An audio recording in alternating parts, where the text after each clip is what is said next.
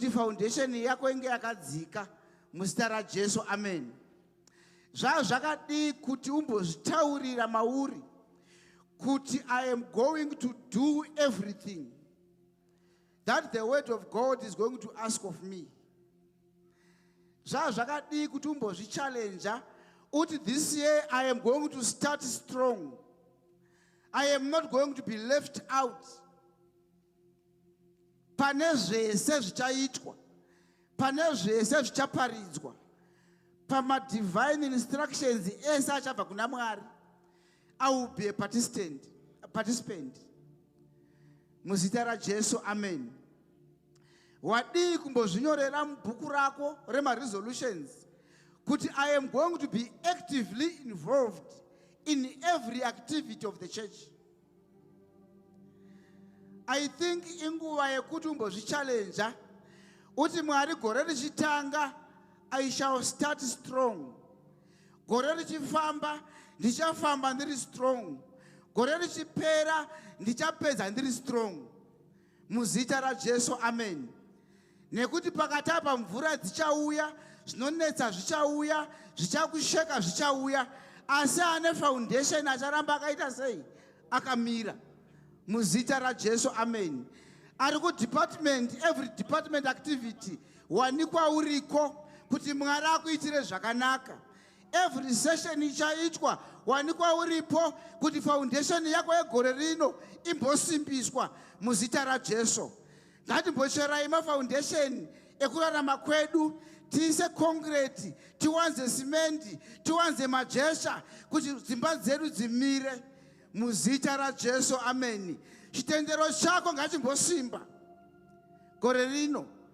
Kune vari kunamata vadikani vakaita ma-absolute, vapedza ma-10 days, vapedza ma-15 days, vakaita 3 days dzekusadya vachinamata Mwari ava, vachiti Mwari gore rino mundirangarire.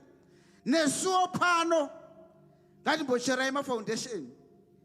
Hallelujah. Think of every activity, think of every preaching, think of every teaching.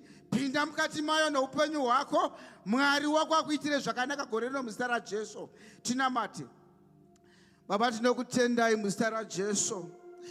Gore richitanga nezita raJesu weNazareta. Fambai woneni, fambai wonesu, fambai wone mhuri yangu, fambai wone kereke nesangano rino Mwari. Pandinonamata ndiri mafoundation edu tinomasimbisa mamuri. Mashoko enyu amunoreva Mwari kwatiri tichamateerera. Makataura mukati meshoko renyu Mwari, mukati obedience is better than sacrifice. Nezita raJesu weNazareta, kuteerera kunokunda chibayiro. Tichateerera kutaura kwenyu, tichaita kureva kwenyu, tichatevedzera kutaura kwenyu Mwari. Tumai upenyu hwedu huripo kuita kuda kwenyu nezita raJesu. Tinonamata kuna Mwari vanoshamisa. Makatitendera kupinda Mwari mufasting kutanga kwegore, makatitendera kupinda muextra mile, muri kutitendera kupinda murevival. Hakuna zuva randichashayikwa pano Mwari. Kunyange mabasa akamuka ndichauya pano kuzonza kutaura kwenyu. Taurai kuupenyu hwangu, ndipei simba rekuita shoko renyu. Ndiite iwe mwana anoteerera kutaura kwa Baba. Gore rino taurai, moyo wangu wakajeka, nzeve dzangu dzakavhurika. Nguva yangu ndinayo yekuuya pamberi penyu nekuzvirerengedza nezita raJesu weNazareta. Tinokunamatai gore richitanga Mwari. 2026 achitanga, tinodzikisa foundation yangu, tinoisa simbi, tinoisa concrete, tinowanza simende Mwari. Tinoti I will do everything that I am supposed to do kuti foundation yangu isimbiswe, chitendero changu chimire, chimiswe nemi. Kana kuri kuma sections Mwari, kana ari ma mission house Jehovah, kana zviri zvegumi Mwari, kana kuri kuita nekuteerera shoko, kana kuri kutumwa pasangano rino, nezita raJesu weNazareta. Kuna kunamatai Mwari, handigoni ndiri ndoga, hatigoni tiri toga. Tinogoneswa naMweya Mutsvene, tinogoneswa naMweya Mutsvene, tigonesei nezita raJesu weNazareta. Patinenge tobuda mubude nesu, patinenge topinda mupinde nesu, patinenge tiri kumabasa mushande nesu, nezita raJesu weNazareta. Tinokupai mbiri, tinokuremekedzai muzita rinoshambisa ramambo Jesu. We worship you, Holy Spirit, in the name of Jesus. Hallelujah, hallelujah. Regai ndiinde pa second point yangu yakuda tinamate nayo. Our theme of the year inoti Mweya Mutsvene chitsidzo nai. We are spiritual beings. Paunombopinda pakuva a spiritual being, pane zvinoitika around you. Pane zvinoitwa naMwari muupenyu hwako zvakanaka. Ende munhu wese anoda zvakanaka. Amen. Saka ngatimbopindai pa spiritual beings apa. Timbotendera Mweya Mutsvene kuopareta ari matiri muzita raJesu. Amen. Regai ndiverenge kuna 1 Corinthians chapter 3 verse 16. Inobva yati, ko hamuzivi kuti muri tembere yaMwari uye kuti Mweya waMwari unogara mukati menyu here? Tikaenda pa Romans 8 pa verse ya 16, yobva yati, ko hamuzivi kuti muri tembere yaMwari uye kuti Mweya waMwari unogara mukati menyu here? Tiri tembere yaMweya Mutsvene muzita raJesu. Amen. We are spiritual beings vadikani muzita raJesu. Amen. Asi dzimwe nguva tikamboisa scale up, tochiti kune rimwe side kutoti nyama, kune rimwe side toti mweya. Toti chimbonyora zvamweya kusaidhi ramweya, wonyora zvenyama kusaidhi renyama. Ukaona skero yako ichimhanyira kunyama uku, chimboti Mwari ndibatsirei gore rino muzita raJesu. Amen. Ukaona skero ichiremerwa nenyama, kuti kudya woti 365 days eye, unodya mazuva ese gore rese, unongobvisa iwawa 11 atakapinda neemamandi aya anonzi mandi, wotoona kuti nyama iri kuoverloada muzita raJesu. Amen. Shoko raMwari rinobva rati hatirarami nechingwa chete, asi by every word rinobva kuna Mwari. Wozvibvunza kuti how much of the word iri musoro mangu? Because shoko raMwari rinobva rati out of the abundance of the heart the mouth speaketh. Out of the abundance of the, unogona kuona kuti unogona kuzara nyama uchingotaura zvenyama chete, kuti pamunosangana nevanhu zvako ndezvenyama chete, zvemweya hapana. Wadii kumbozadza shoko raMwari mauri. Dai zvaitenderwa mufundisi, taimbopuwa schedule yekuverenga bhaibheri chechi yese kusvika gore rapera. Timboti pane every Wednesday tiri kungoverenga shoko. Every Wednesday tiri kuverenga bhuku yakati semhuri.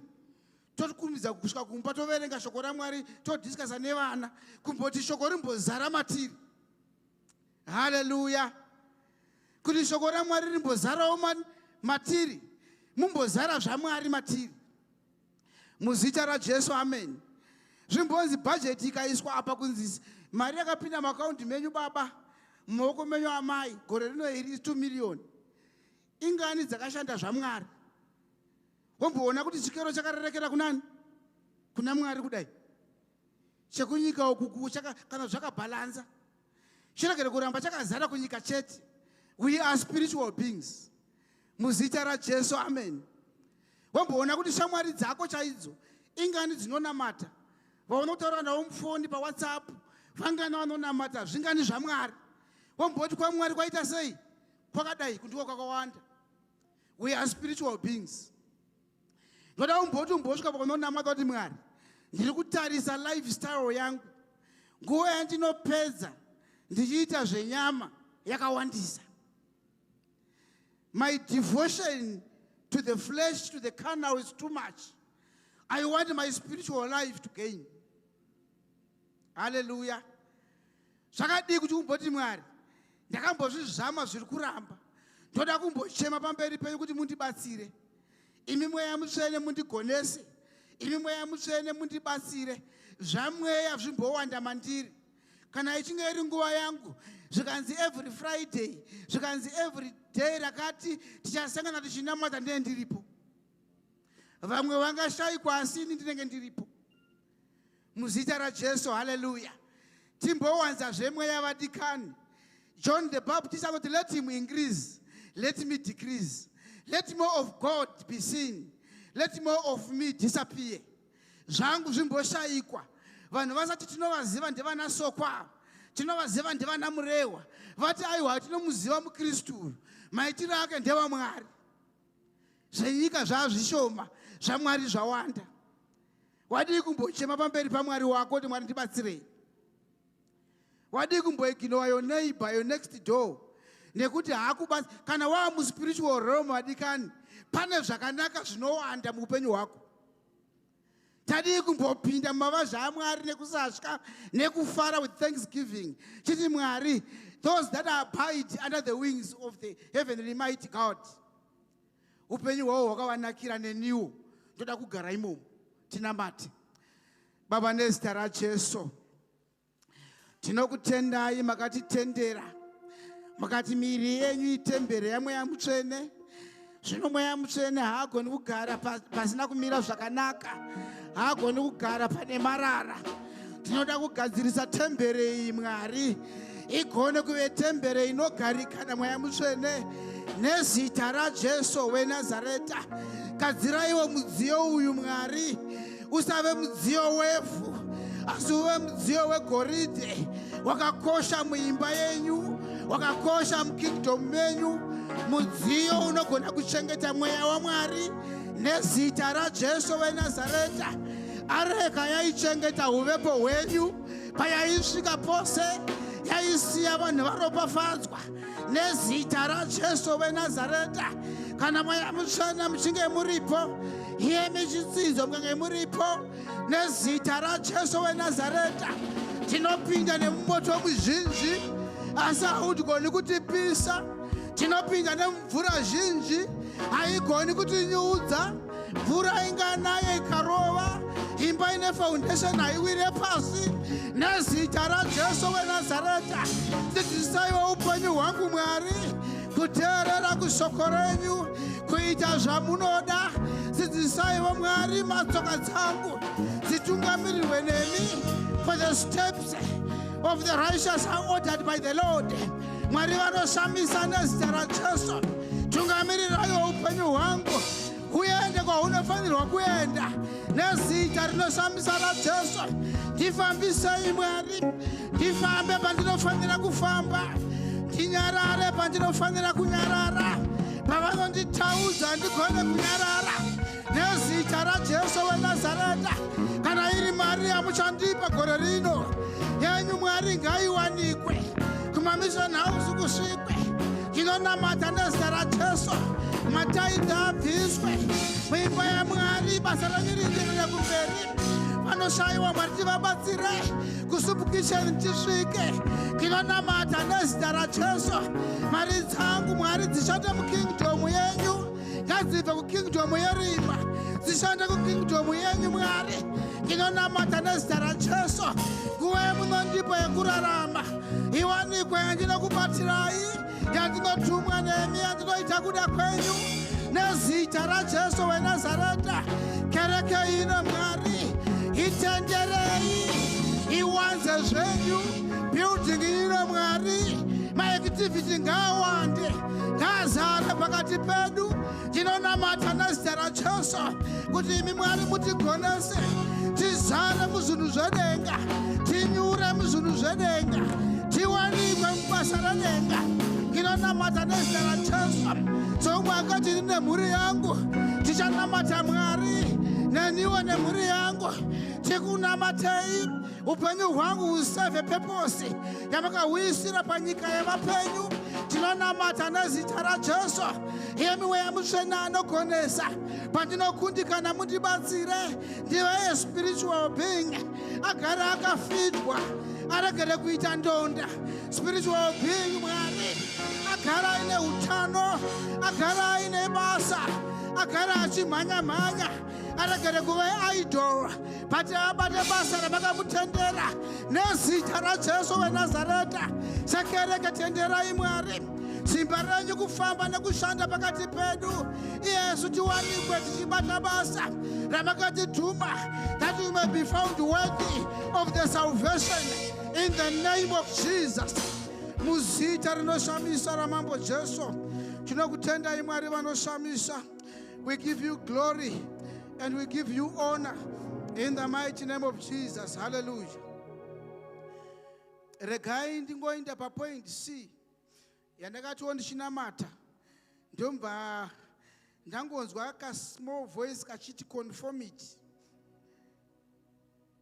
Ndikamboda kutsvaga mapoints ekuti ndotaura kuti chii, ndikazongobuda neverse 1 yandinayo panapa iri kuna Hebrews 12 verse 2 ikabva yati musaenzaniswa nenyika ino, asi mushandurwe murangariro wenyu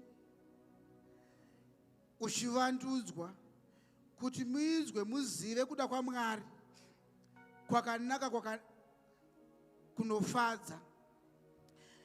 Don't be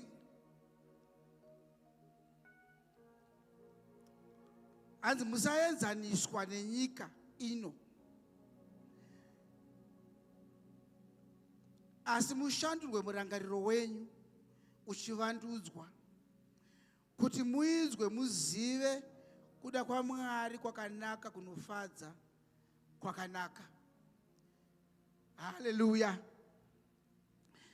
Vadikani ngatiregedzei kuenzaniswa nevasinganamati, kuti pamatauriro edu, pamafungiro edu, pane zvatinoshuvira, pane faith yedu, pane kuvimba kwedu, tovimba nevanhu, tovimba nemaqualifications edu, tovimba nehama dzedu dziri mumapositions ari pamusoro, tovimba nezvatinoona zvakatitenderedza. Tadii kuvimba naJehovha, tadii kungovimba naMwari muzita raJesu. Hallelujah. Tishandurwe mafungiro edu, tizive kuti simba redu rinobva kuna Mwari, kuti we are ever present in the presence of God, and we devote our beings kuna Mwari, kuti zvedu zvichitire zvakanaka. Ngatiregei kufananidzwa nevasingatendi, asi ngatishandurwe mafungiro edu.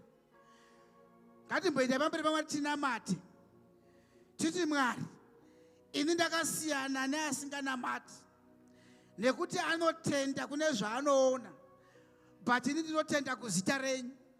Kana iri mhuri yangu ichabva kwamuri, kana riri basa rangu rinobva kwamuri, kana uri utano hwangu hunobva kwamuri, kana iri mari yangu inobva kwamuri, kana kuri kurwirwa hondo dzangu ndinorwirwa nemi. Vamwe vangaenda kun'anga kana kumapostori, asi ini ndichauya kwamuri nekuti ndo kune utiziro hwangu. Dhavhidhi anoti ndinotarisa kumakomo, ndo kunobva utiziro hwangu. Ngatimbosvikai pamberi paMwari tinamate, titi ini ndakasiyana neasinganamati.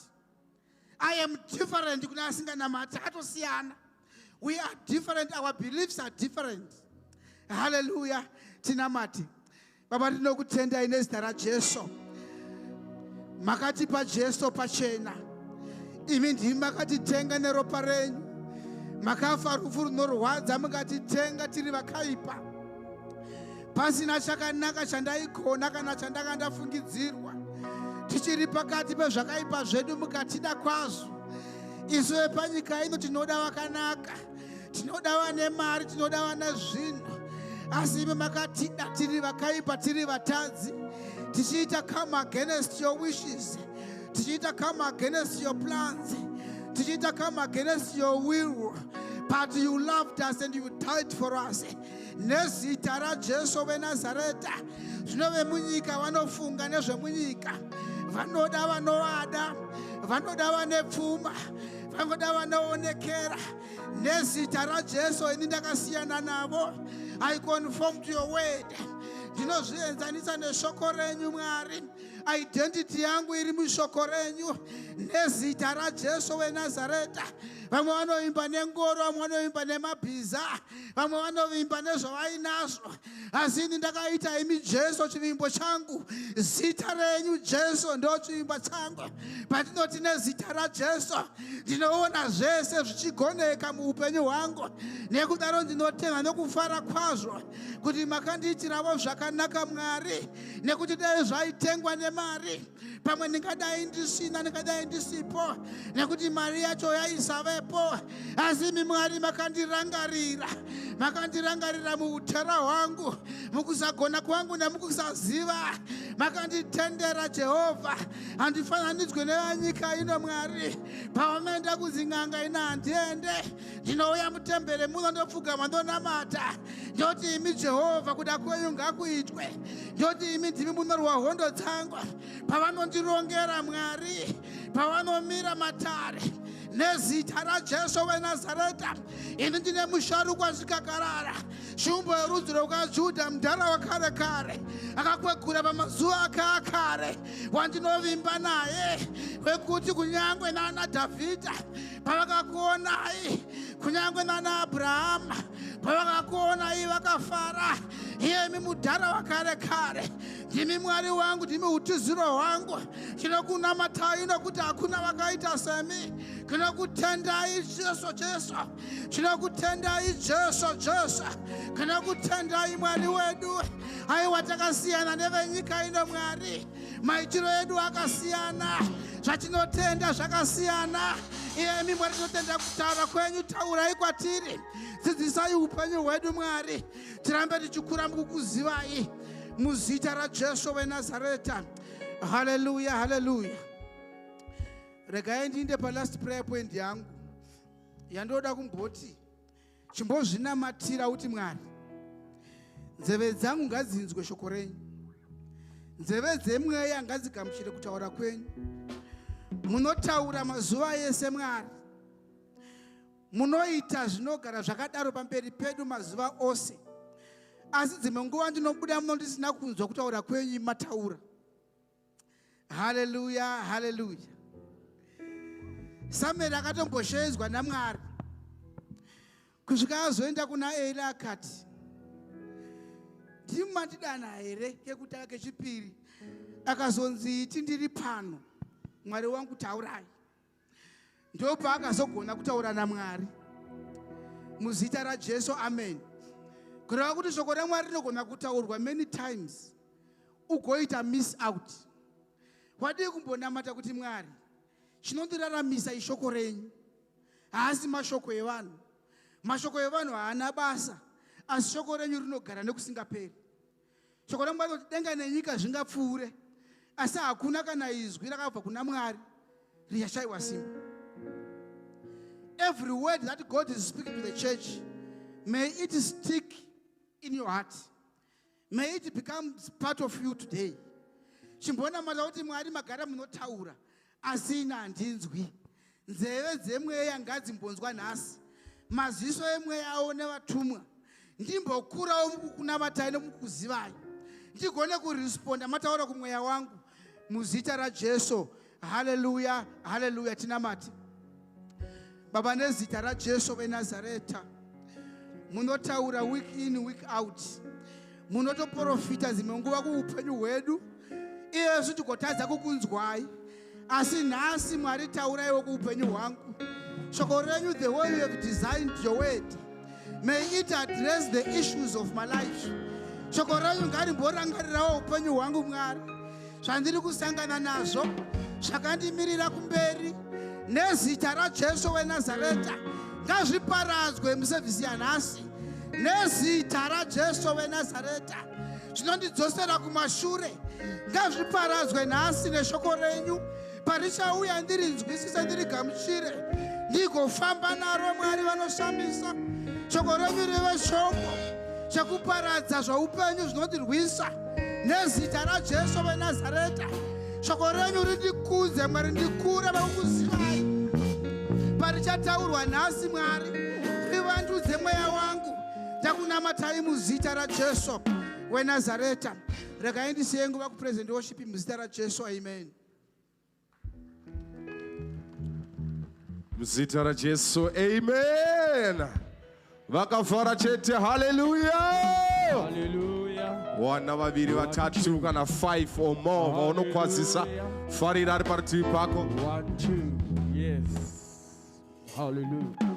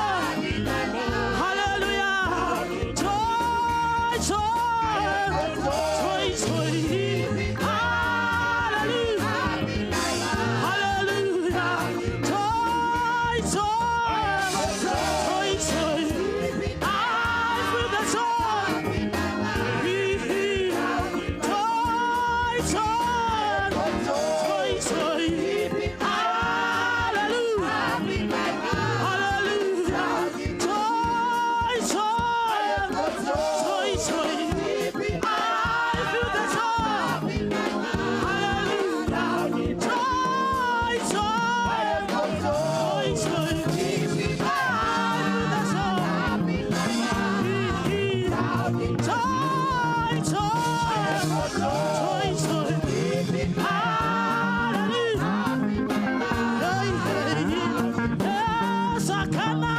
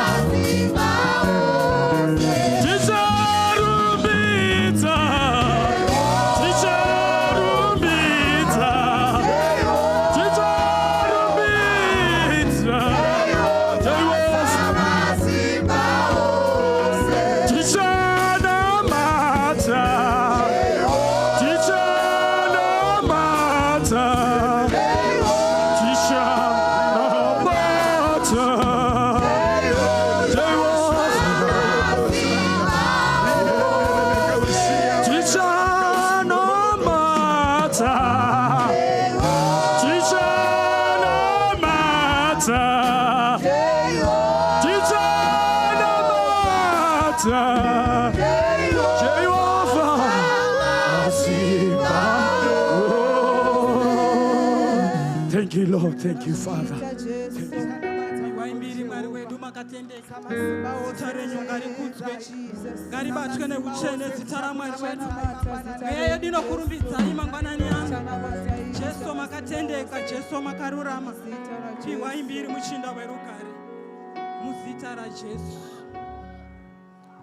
Jgara mangwanani mbeu dzakanaka, jgara masikati nemadekwana, vakushi vashoma pabasa raMwari tinodanwa tose pabasa rake.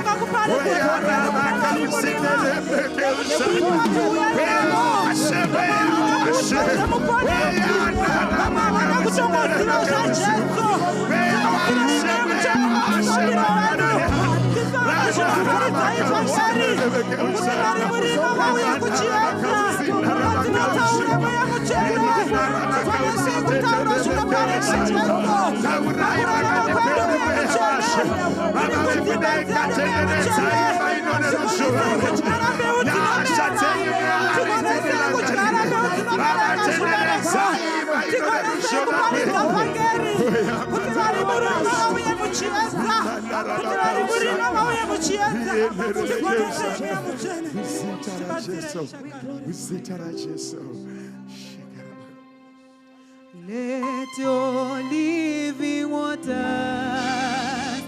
flow over my soul. Let your Holy Spirit come and take control in every situation that is troubled my mind.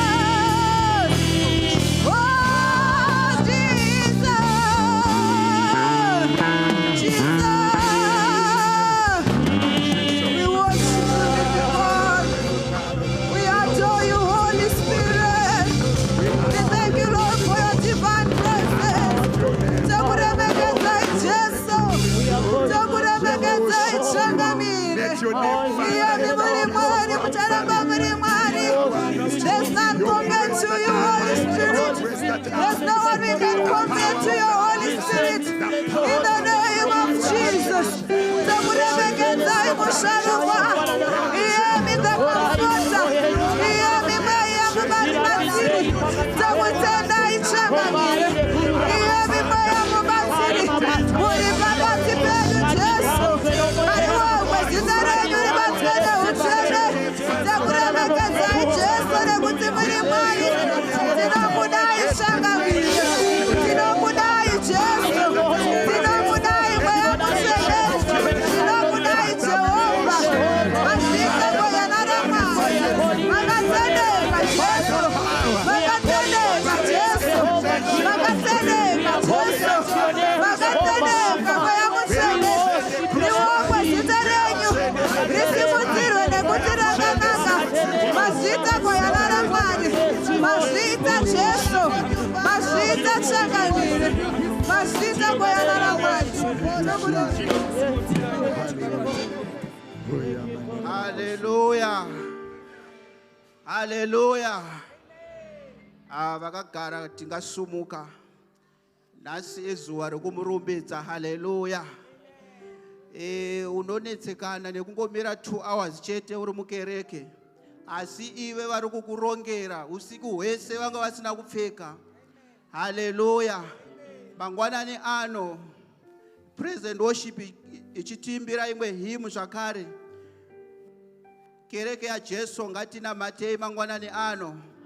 Tingonamatira mweya wedistraction. Hallelujah.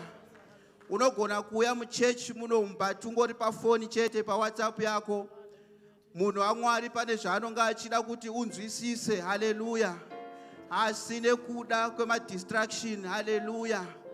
Rega ndikuudze mudikani, ukasanamata vanoitira attachment kumba kwako yo vanoroya. Vanoexperimenta newe. Hallelujah. Praise and worship chimbotimbira imwe hymn zvakare timbomurumbidza mangwanani ano.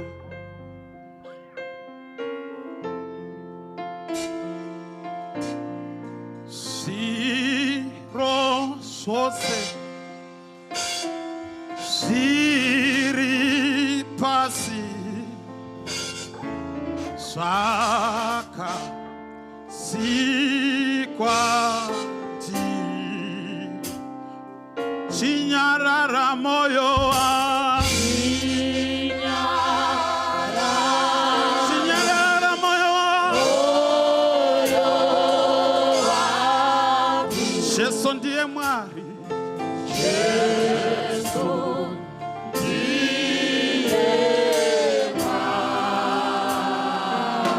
Zviro zvose zviri pasi. Zviro zvose zviri pasi. Zvakasikwa ne.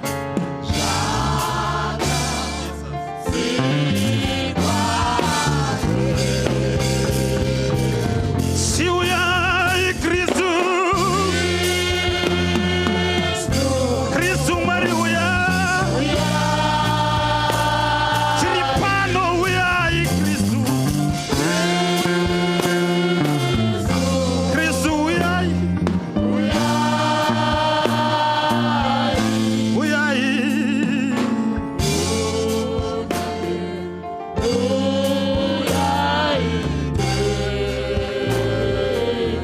Chinyarara moyo wangu. Chinyarara moyo wangu. Jesu mambo kwaye.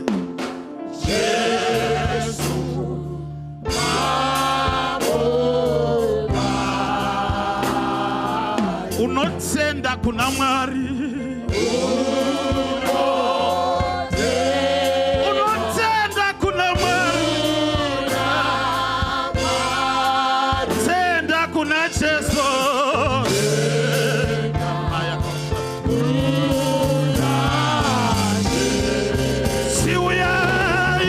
Siuyai Kristu. Kristu uyai.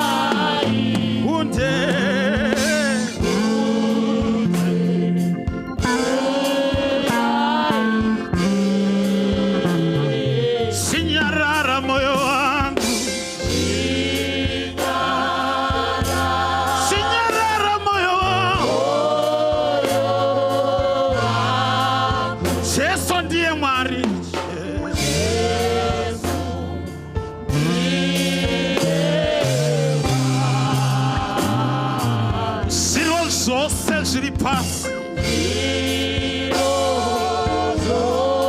Zviro zvose zviri pasi zvakasikwa neani.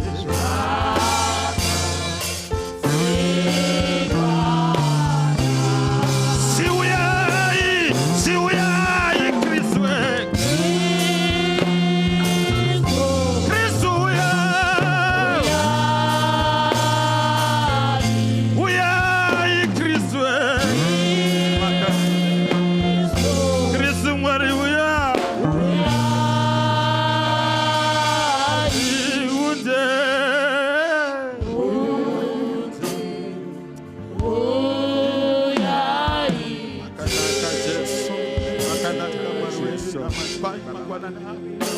Vakafanirwa nerumbidzo chakanaka. Tiri pano uyai Kristu. Tiri pano Mwari wedu. Tiri pano chakamira. Tiri pano mutsvene taurai nawe zvamunoda pakati pedu. Jesu, Jesu, Jesu, Jesu, Jesu, Jesu, Jesu, Jesu, Jesu, Jesu, Jesu, Jesu, Jesu, Jesu. Rena rava santa maya. Rena rava yena rava sikima. Rena rava santa maya. Uyai magmane. Uyai magmane. Rava santa maya.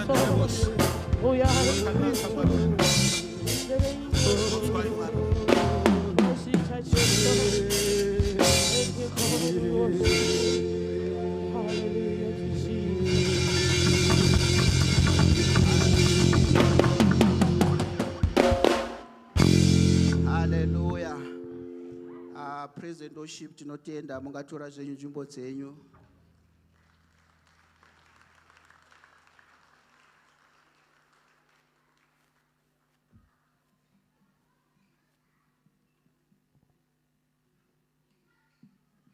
Hallelujah.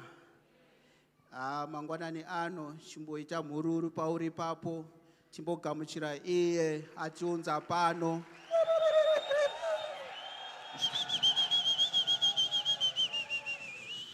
Iye musiki wa zvose, simbi dzinodya dzimwe simbi. Hallelujah. Mangwanani ano ngatigamuchirei tose mufudzi wedu watakapiwa panzvimbo ino, mufundisi ndamai. Tinokereke yenyu inokudai. Hallelujah. Mangwanani ano ndinoda kumborosa, ndinoda kugamuchira Board of Elders. Hallelujah. Mwari wakuitirei zvakanaka, and also all the leaders in all different capacities. Hallelujah. Tinokugamuchirai.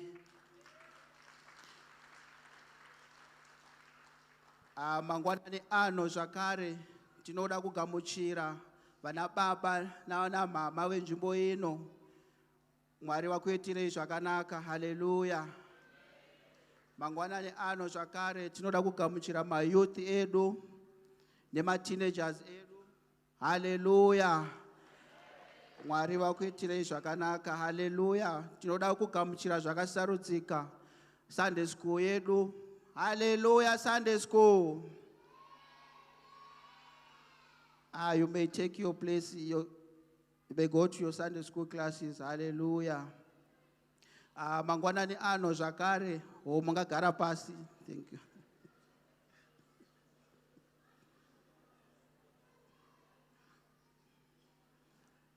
Mangwanani ano zvakare tinoda kugamuchira dare rema-intercessors. Hallelujah. Engine yechechi kana vasipo zvinonga zvisina kumira mushe. Hallelujah.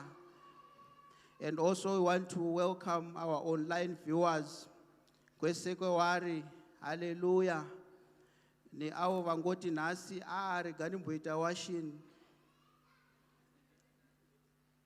Next week tinonga takakumirirai kunoku. Hallelujah. And also I want to take this opportunity, kana paine vatanga kupinda nesu muzuva ranhasi vangoti ratidzawo nekusimudza maoko pavari ipapo. my visitors, tinotenda chaizvo. May you take a further step mongoya kumberi kuno, so that we can welcome you at the roundabout way.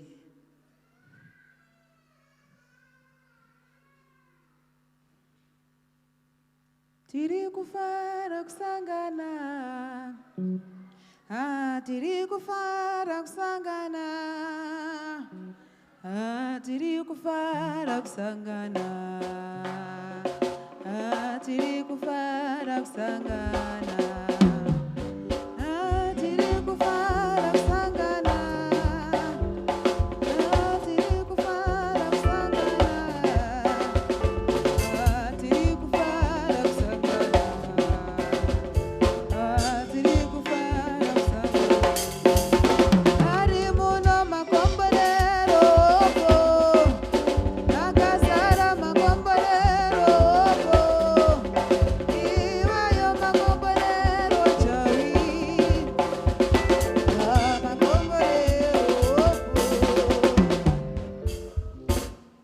Hallelujah. Do we have someone who doesn't understand Shona? Tinotenda. Muchazviintroduce senzira iyi kuti muri ani, mabva kupi, and also mauya zvachose here, mainvitwa nani, and also are you a married or murisisi? And yeah, that's all. Makadi nenyu sangano repano. Tinofara. Ini ndinoitwa chiremba Masango. Ndinoshandira pa Baragwanath Hospital. Ndau yatineka nyaya kedu kadiki diki kandinako nemi ndofunga ndichapuwa mukana. Katichakurukura nemi. Kuuya kwandaita ndau yakuti titaure nezveutano hwenyu. Nekuti munozvifambisa sei kana marwara makuda kuuya kwatiri. Toziva kuti kubhara hamukudi munotiza. Saka ndoda kugadziriswa kuti mupote mechiuya musatiza. Asi zvandauya kudai ndanakidzwa nechechi, ndiri kuona kuti zviri kufamba pano, ndofunga ndichauya zvachose. Hallelujah. Makadi ndinoitwa Tino, ndainvitwa namai Maswera. Handifungi ndichauya zvachose, but ndichauya ndichange ndichiuya kupanapa. Hallelujah. Makadi zvenyu. Ini ndoitwa my evidence. Ndinobva kuTsepsong. Iyi chechi ndinoipinda ndiri kumusha. Saka ndisingazivi kuti iri kunoko. Saka zvandauya kudai ndicharamba ndichiuya kuno. Hallelujah. Makadi iko vanhu vaMwari. Ini ndoitwawo mai Chipanera. Ndabvawo ndiri kuTsepsong. Ndingati ndiri kumusha ndaiendawo kuAssemblies of God. Asi ndafarawo nokusvikawo pano. Hallelujah. Tinokutendai nekuuya. Hamuna kurasika. Welcome to the arena of liberty. Hallelujah. Mapapers emapiwa awo anokuratidzai kusekereke kuti tiri kubva kupi tichienda kupi. Pane rimwe futi ramuinaro rechipiri, muchangofila madetails enyu ipapo, muzongoya muchingoisa pa offering basket, or just give any usher anonga ari kwamakagara ikoko. After service, secretary wedu achada kukuonai. He has a special message for you from our pastor. Hallelujah. Ngativaroverei maoko vachigara pasi.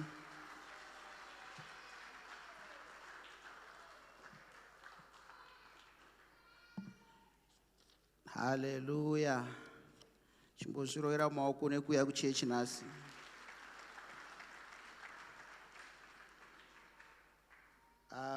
Yanguva yema-items.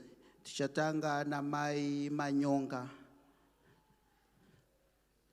Then vachipedza Dr. Masara muchiuya.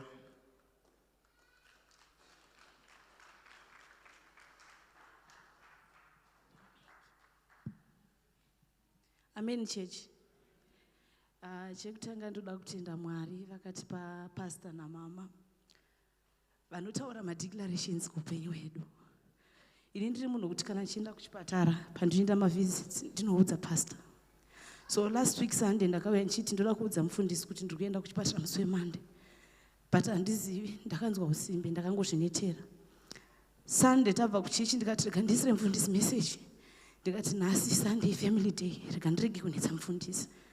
Monday makuseni ndaida kuisa message, asi Uber ndakaita yemhanya, saka ndakati manje ndikataifa ndikaisa phone ko ndikazosiya phone yangu. Ndobva tapinda muchipatara 10 to 7 mwana akatanga kuchema achiti mama let's go home. Ndofunga zvakaita about 30 minutes ndikati mwana uyu machemera ari kuita ana upesera kurwara, rega ndiudze mufundisi. Ndaisa message ndikati pastor mwana ari kuchema, ari kuramba kunyarara. Saka tati mu waiting area, ndobva taenda kune other side ratinobatsirwa tiri. Saka tasvika ikoko ndaneta nekuti mbonyararidza mwana. Ndiri muline ndakati rega ndise mwana pasi. Mwoyo wangu ukati shingirira. 3 times ndichida kuisa mwana pasi, asi ndakangonzwa kuti shingirira. Saka ndandaburutsa mwana ndamuisa paside. Madziro handina kuona kuti mune tambo dzemagetsi. Chandakazongonzwa ndechikuti kwakaputika, ndobva ndaona moto uchibaka. Ndakavhunduka, ndakaramba ndakamira. Pacho pandaida kugadzika mwana ndo pakaputika. Ndakazongobatsirwa nemumwe murungu akanditi move slowly. Handizivi, ndakangoona chipatara chise malights akamvaita off. Ndakave neconfusion, ndakatanga kufunga. Ndakazofunga amasikati kuti mufundisi vanositaura kuti kana muchienda ndisire message nditaure izwi. I think it's because mufundisi vanoziva kuti kune hondo dzinogona kutimirira kwatinenge tichienda ikoko, dzinenge dzisiri kumba kana dzimwe nzvimbo. So nokudaro ndokutendai mufundisi. Madeclaration pamunotaura paya kuti aufe. Ndakafundira mufundisi na 12 masikati. Ndaitadza kana kutaura, ndaitadza kunzwisisa, asi ndaingofunga vision yekuti dai ndaisa mwana wangu, ndaizongozvidza kuti ndini ndakauraya mwana wangu. Ndakavhunduka, handina kuzvinzwisisa. Asi mupasita pavanoti unorarama, iminute. Pavanotiti paya ngativaudze kwatinoenda, musakanganwe, nekuti vanoziva hondo dzimwe dzatinorwa nadzo. So nokudaro ndinongotenda mufundisi nemadeclarations avo. Mazuva vanotaura kuti hatife. Moto wakaputika, handina kugwinwa nemagetsi, handina kugadzika mwana pamagetsi. Ndokutendai mufundisi, ende chikumbiro changu kuti mufundisi vachataura izwe izvi, nekuti this is second time. 4 years ago baba Manyonga vakatsva fesi vari kubasa nemoto. Saka ndiri kuona kuti moto wadzoka futi. Mufundisi muchataura izwi richanyaradza moto. Ndatenda. Tinotenda nematestimony akanaka zvakadai. Dr. Masara muchiuya kutora nzvimbo yenyu.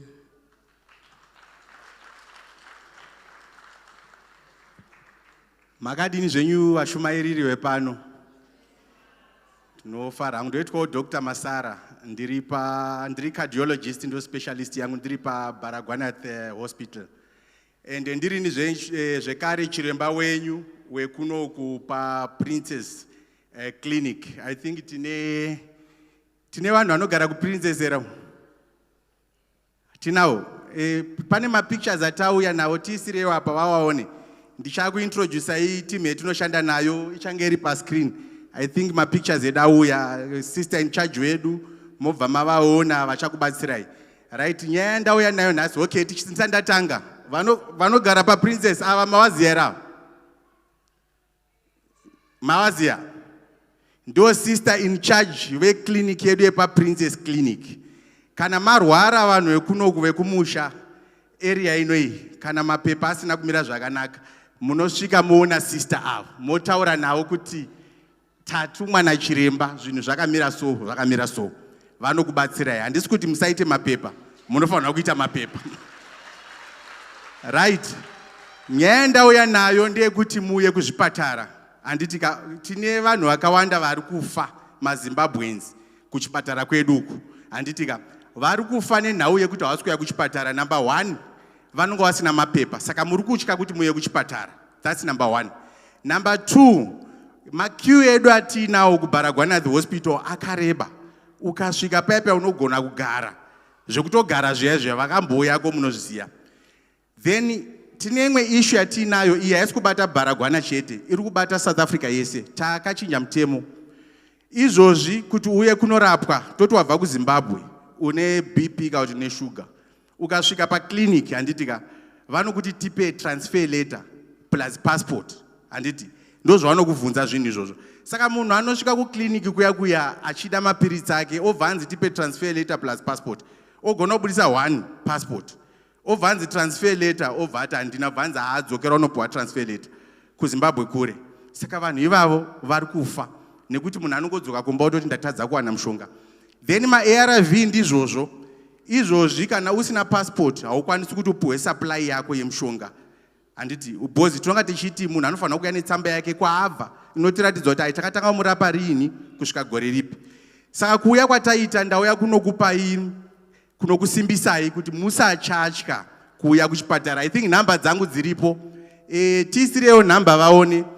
Muchatora nhamba dzangu kana mauya kuBaragwana uko kana maenda pakliniki pedu palocal clinic mukaona vari kukurambirai, mobva mataura kuti aiwa munogona kundifonera chiremba, tiri paqueue, toda kubatsirwawo, asi zviri kuramba.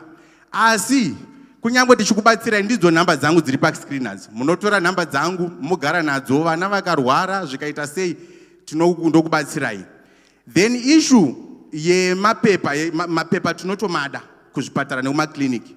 Tane consulate yedu mapassport akutorwa kuno anotidhurei zvawo, asi unongoenda kuembassy wosvika wotora maforms wobhadhara, wotsvaga munhu wononyora, vanokupa rimwe consent form rekuti iwo uri kuti hama yako iri kuZimbabwe, kana wakasiya mai vako kana mukoma vako, vanonokuendera kumapassport nefomu rako ritori nezvese riya, votono apply passport yotobudira kuZimbabwe ikoko, but chanonoka mazuva ano ama 7 days. Yabuda otokutumira passport yako pabhazi yotouya, waane passport yako, wakukwanisa kuya kuchipatara zvakanaka. Then toenda pazvirwere, nguva yandinayo shoma, saka ndisi kutaura zvirwere zvakawanda, ndichati bate zvishoma. Kuvarume tine problem yeprostate cancer. Varume vedu vazhinji vari kurwara neprostate cancer from 40 years zvichikwira, muri kurwara neprostate cancer but hamuzviziye. The reason musikazviziye, ngatimboemberera namai maoko. Embererai namai maoko. Ndichakuudzai reason yacho. Vaemberere maoko anamai. Vana mai ndo makastoma edu kuchipatara every day. Varume munouya kana mapa mabhara, munototakurwa kuuya nemi kuchipatara kuti ayo chienda inavo mechiramba, hamudi kuya kuchipatara. Izvozvi mangwana mukaenda kukliniki kana kuya kuhospital, vanhu vakagara 90% vakadzi, 10% varume. Varume varipo isedza varuda kuti ndivanyorere maprescription letter yekuti vasaende kubasa, kana kuti varuda kutorovha basa musi iyoyo, kana kuti vatorwarisa. Ndo mareason chete iwayo kuti murume aenda kuchipatara. Varume ngatijairire kuya kuchipatara. Ticharonga pachechi pano mawanirwa nyasha, mufundisi watibvumiza. Ticharonga umwe musi, ndichauya kuno netimu yangu. Manesa maona vachauya kuno, toya tichiita inonzi testing yeprostate cancer varume. Tichaita men's clinic mahara. Pajekerera hakuna ari kuya nemari, tungozviita mahara. Prostate cancer inokonzerwa zvakawanda cell division. Tine types dzakawanda dzema-cancers. Vakadzi vane ma-cervical cancer, breast cancer, kuvarume tine prostate. Prostate iyoyo ine zvinhu zvakawanda zvinokonzera. Asi chimwe chatiri kuona mazuva ano chiri kunyanya kukonzeresa kunyika dzatiri kugara dzekure dzino idzi, baba vanonga vari kuno, mai vari kumusha. Handitika zvinofanirwa kupiwa mai zviya zvozara. Tuma-free radicals tunofarira kudya izvozvo. Totanga kutodya izvozvo, baba vari kupi, mai vari kumusha, ivo baba vangu vari kuno. Saka tichakuudzai kuti munoita sei. Hatisi kuti munotsvagwa namai nini, tinewe dzatinoita dzemushonga. Yes. Then tochienda futi pazvirwere zvakafanana tati tichauya tichitesta, vakadzi tichauya futi tanzwa kuti munosangana, tichauya ndofunga musi wemusangano yenyu, tobva tauya tichikudzidzisaiwo nezvirwere zvinosangana nemadzimai zvakawanda. Ndichauya nemasista maona vaya tichikutestaiwo pachena mubhadhari, tichikutestai. Then chekupedzisira chandoda kuti nditaure nezvacho ndechekuti ndapota hangu, kana uine hama yako inorwara iri kumba, iri kutya kuya kuchipatara, vape nhamba dzangu, taisa nhamba pascreen. Uyai kuchipatara tokurapai. Kuhospital kwandiri uku haungouyi kungotanga nekuya kuhospital. Zvakafanana nepano pachechi, handingangotange nekusvika kuna mufundisi. Tinotanga tasvikawo pasi. Saka pasi iclinic, tine local clinic inonzi Princess Maiona. Ina sister in charge vari paya. Kana warwara unoona sister in charge waya woti aindarwara, ndikurwara imbondonai. sister in charge vaya ndo vachakurifeya kuuya ukoko kana ndisiri kushandira kuno. Saka vanokunyorera tsamba kuti achienda kupi kuBaragwana. Kana wasvika ikoko ndinozviziva kuti kune manesi achatokuti aiwa ndozviziva. Iwe unongo nhamba dzangu unadzo unongondifonera toita sei tobatsirana. Then nyaya yemapepa ndichitaura zvakare ndapota gadzirisai mapepa. Ngatigarei tine mapepa munyika ino. Inyika yevatorwa. Tina sisi vaya vari kutiti tidzokerei kumusha ngatisataurei mazita asi mozviziva. Vanongo vasikafara vachikuonai kuzvipatara uko. Ndosaka mechiona mechiwe pamunouya kuchipatara munotya. Saka musachatya moya kuchipatara. Then kekupedzisira ndauya ndichiti ndikuya kuzotaura nyaya yehealth yandafambira iyi. Matonzwa nhamba maanadzo kuchipatara kwekuenda maanako. Asi ndinofunga kuti mufundisi muna mufundisi akanaka ndibate mufundisi. Mufundisi ini ndofunga kuti ndichatanga kuuya pano.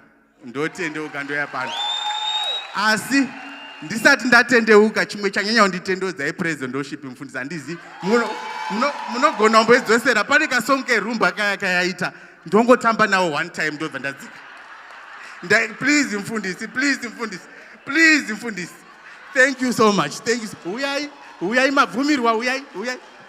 Regai vauye. Pane kasonke rumba ndikati ya kune rumba. Ini ndo ndaipinda Roma. Ndakuti ndaienda kuRoma. I'm a Catholic by birth.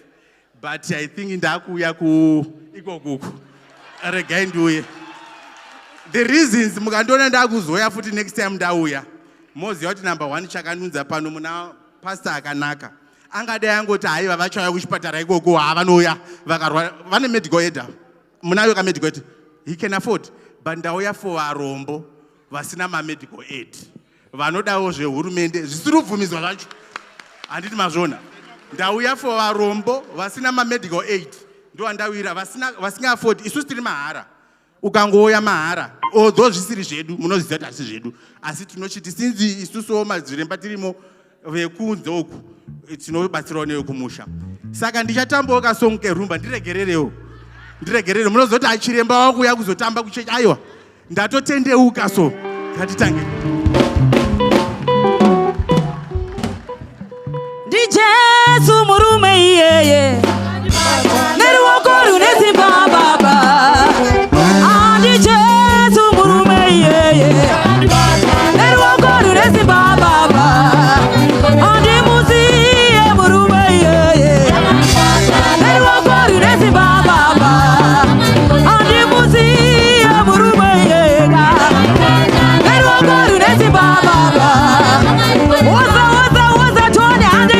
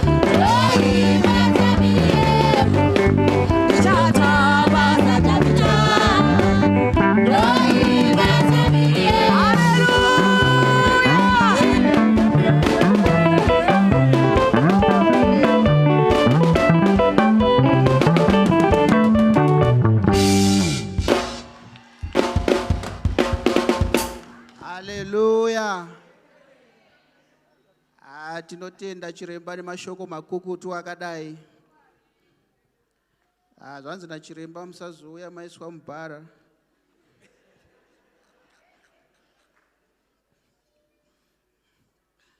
Haleluya. Nguva ino takuisira kuna secretary vachiuya nemap yesvondo rino kuti tinenge tichifamba sei sekereke. Ngativarovererei maoko. tivarero baba maoko baba tolana maoko vari kutityairira nekutitungamirira zvakanaka. Hanzi neshoko raMwari zvinhu zvese zvinobatirana kuitira zvakanaka vanomuda, nesuwo masituations ngaabatiraneo kutiitira zvakanaka. Chiremba tokutendai nepresentation yakanaka. Amushuwa zvakatinakira secommunity yeRoadport tiri muno muSouth Africa. Right, ndichitanga zviziviso regaiwo nditange nekudeedza couples leader naamai maswera vamironeni kunoku.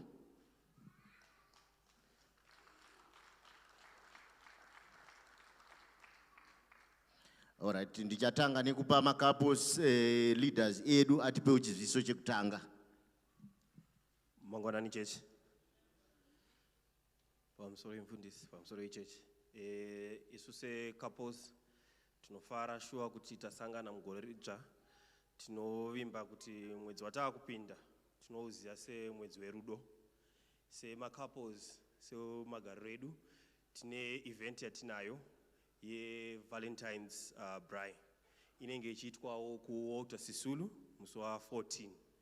So charge yacho i350. Tinokurudzirai mose macouples kuti muuye tisangane patakasira gore rapera tokontinya ipapo tichibatana murudo nemukunamata Mwari. Ndosira nguva yekuna mama vane chimwe chiziviso. Amen church. Ndoda kufarisa mfundisi na mama. Gore rino secouples tiri kuda kudanana pano paRoadport. Amen. Vanodanana chete, hallelujah. Amen. Tichange tine couples getaway musi wa 23 July till 25 July at a coastal destination that will be announced later on. Hey, my teenagers, ndimi mune vibe yacho, ma couples acho ari kungonyarara. Nai kana ndimiwo. Okay, so our destination will be determined by the number of people that will be traveling. The most exciting part is that we are not driving, but we are flying. Saka tiri kukecha ma feelings and we are catching flights. So our fee is 8,000 rand per couple. I think this is the most affordable trip that you can go to at 8,000 rand with flights inclusive accommodation. And this 8,000 rand is for 2 people. So the fee includes flights, accommodation, meals, and a few activities. Varikuda kuwa part of this trip, kindly register your names with couples leadership at your earliest convenience. Those who can book their own flights, you are welcome to do so. We will then deduct the balance to be paid on the church account depending on the flight price of that particular day. As you book your flights, kindly communicate with couples leadership so that we get aligned. We advise those partaking in this trip to kindly book off days ahead. Vaya vachazoda kurwara, please, ngatimbomirai kurwara. Mucharwara musi wa 23, ne musi wa 24 July. Musapedze ma days, please. We okay, so those who can get a Thursday off day, which is the Thursday, the 23rd of July, you can catch the afternoon flights. You are free to do so. Those who can't, you can catch the evening flight. We encourage all couples to form part of this trip, and we encourage the leadership of this ministry to support us in this trip. Come, let's have fun. Invite a friend, invite a relative, and come, let's spend quality time together with our partners. Pack your bags, pack your shorts. Takavumitwa na mfundisi. Ana mama, we can wear our shorts on this particular trip. Don't forget your beach wear. Don't forget your sun hats. We're going to have fun. So we are inviting all couples. And vaya vari kuchata. Kana musingade kutaura mazita yenyu, you can just go and register na mfundisi. By July, kana mchiziva kuti mnenge majoina couples, you can register with mfundisi. Then you come and form part of this trip. Muzita ra Jesu, amen. Before ndagara pasi hangu, ndanzwa chiremba vachiti tine mfundisi ane rudo. Inini hangu mfundisi. Pachindevele tinoti ngabe silenkomo ngabe siyaliniga. I don't know how to translate it in Shona, but when you are thanking someone for what they do for you, In Ndebele, most cases we say, "Ngabe besile nkomo, ngabe siyalinika." We were faced with a small challenge in December, and I was hospitalized. But the love that Mfundisi na Mama showed us, I don't want to lie. It was Shannon's birthday on that day, but Mfundisi, out of his busy schedule, he came to be with me at the hospital. The next day, I didn't know that they were going to come, but they came without communication. Even my mom said, "I don't know. Your pastor's love is something else." Mfundisi, ngiyabonga kakhulu for the support, Mama, that you showed me. You kept on checking on me, and we didn't feel alone. We really felt that we have parents in Christ. Mazvita. Tivarovere maoko vachigara pasi, especially couples. Chirongwa chakanaka chatarongerwa ichi. Alright, ndisati ndapfuurira mberi nezviso regai ndipewo nguva ino kuna mama vedu mai Maswera vane chimwe chirongwa chakanaka chavakatigadzirira. Maita henyu baba, tokwazisai baba namama. Tinotsigirana na vagara pasi. Isu takura, asi tinotoona kuti tinana baba. Tikambovakangana unonzwa vakutongotitsvaga kuti muriko here mai Maswera nemuri, nokuti tinomboita tichikanganwa. Tinotenda Jesu nekuda kwenyu mama nababa. Anyway, ini ndauya pano. Vanhu vepano vanongoti gogozha akati, ini ndiri gogo futi veduwe.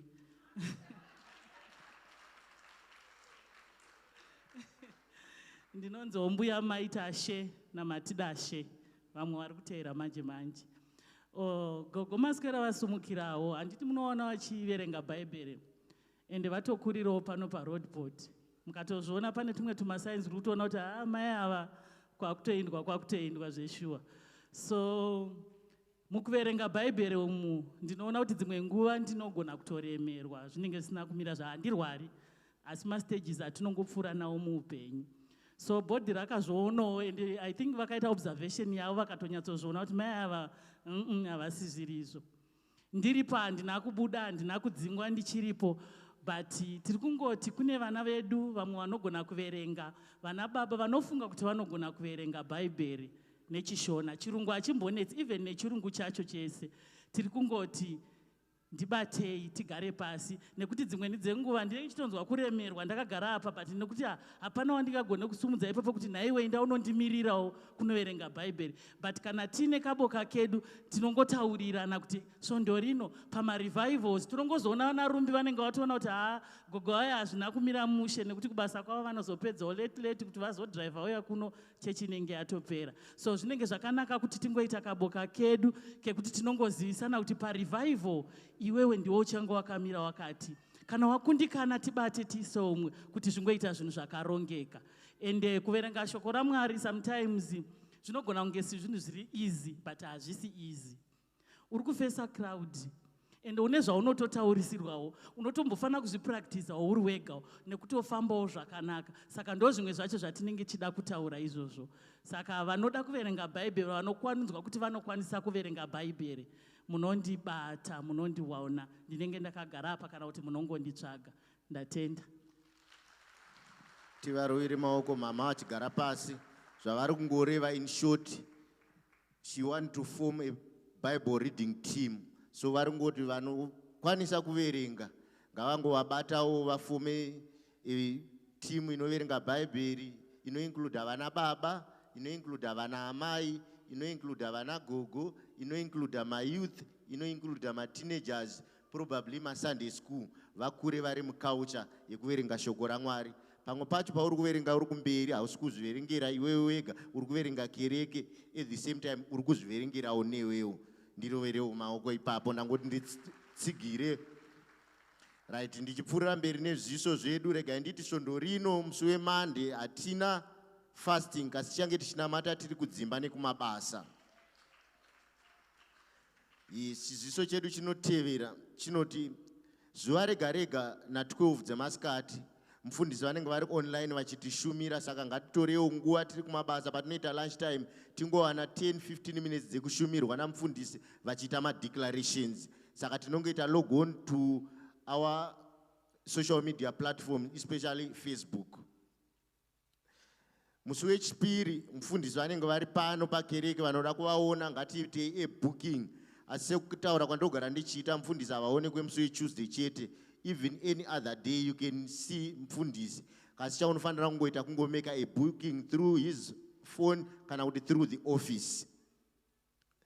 Rega ndingoti chiziso chedu chinotevera tiri kupfuurira mberi tichishumirwa in the comfort of our homes na 7 p.m. online. Saka let's all log on kwa social media platforms tishumirwe. Asi sondo rino nekuda kwekuti tine chimwe chirongwa chandichataura nezvacho pamberi tinenge tisina online service. Chiziso chedu chinotevera chiri kungoti takavhura WhatsApp group edu manyowani ari updated. Saka tirongoramba chikurudzirwa kuti ngatiendei tinojoina magroups iwayo nemamwewo madepartments tiri kuramba tichikurudzirwa kuti ngati updatei WhatsApp groups edu tijoine. Panopera svondo rinori tinenge takudeleta ese old WhatsApp groups. Saka let's make sure we join. Zviziso zvinotevera zviri kubva kuna madzimai, kune madzimai. Vana mama vari kutengesawo year planner kana kuti notebooks. Ari kuita 70 rands chete. Vanomada onaiwo Sister Joyce kana kuona Sister Enes. Tiri pazviziso zvemadzimai musi weTuesday 27 January.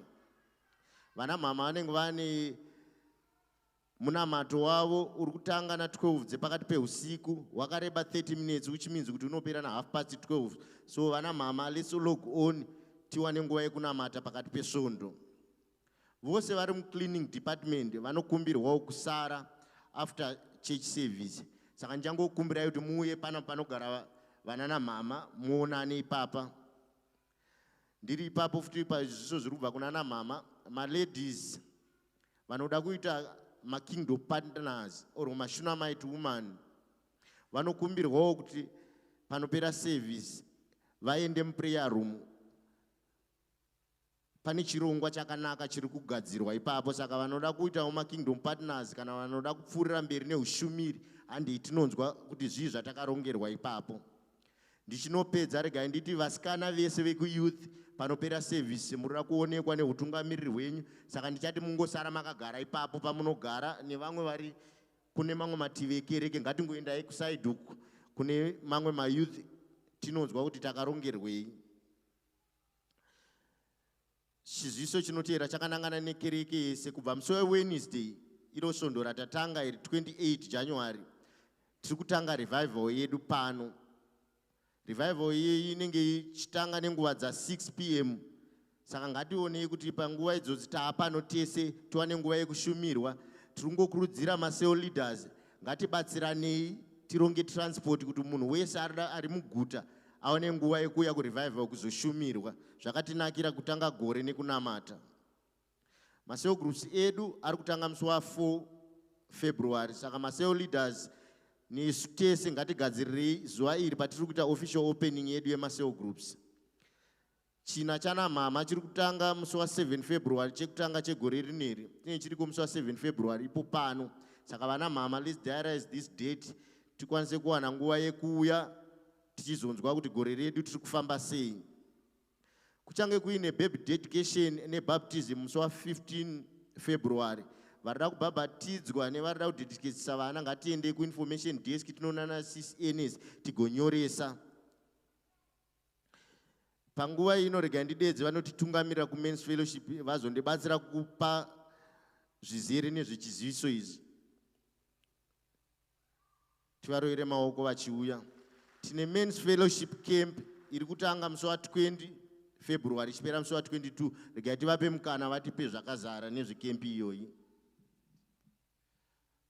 Hallelujah. Amen.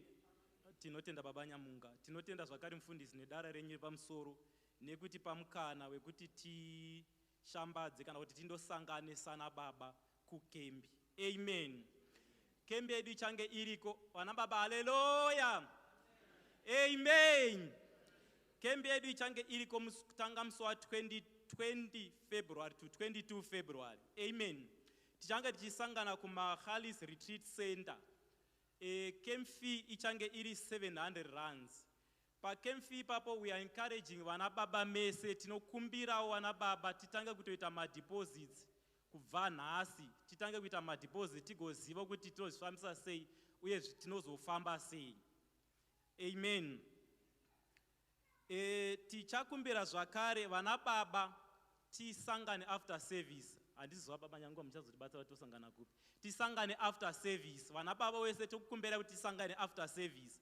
Tiri panyaya yekembi ipapo zvakare, kutanga next week tichange tiine desk ratichaisa apo kuti kana uchinge uchida kuenda kukembi zvimwe unokwanisa kupfuura ipapo uchita se uchinyoresa zita rako. Amen. Wana mama tiri kukumbira mutipo vana baba vaende kukembi. Kana muina baba vasipo mundoti zvanzi nemen's leadership tiri kukukumbira iwo muye kukembi. Vana kana baba vasipo muri vana namai muri munomu muende pamwe chete semhuri muti baba tiri kukumbirawo muende kukembi. Doctor tiri kukumbirawo kana muine mukana munge muri ko kukembi. Amen.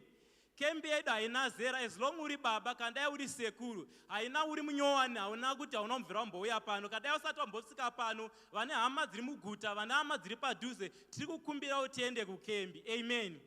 Tinotenda.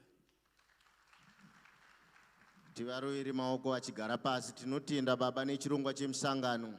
Saka vana baba zvakadaro tingosangana pakona pedu patinosisangana tingoti kavara kavara tinzwe kuti tiri kuzofamba sei tigadzirire kempi iyoyi. Zvakatikoshera vana baba kutanga nekuvhura gore tichinamata tiende kukempi iyoyi muzita nemuropa raJesu. Our English service now has got its own Facebook page. Visit, like and engage with the content. Your participation helps us reach more people with the gospel.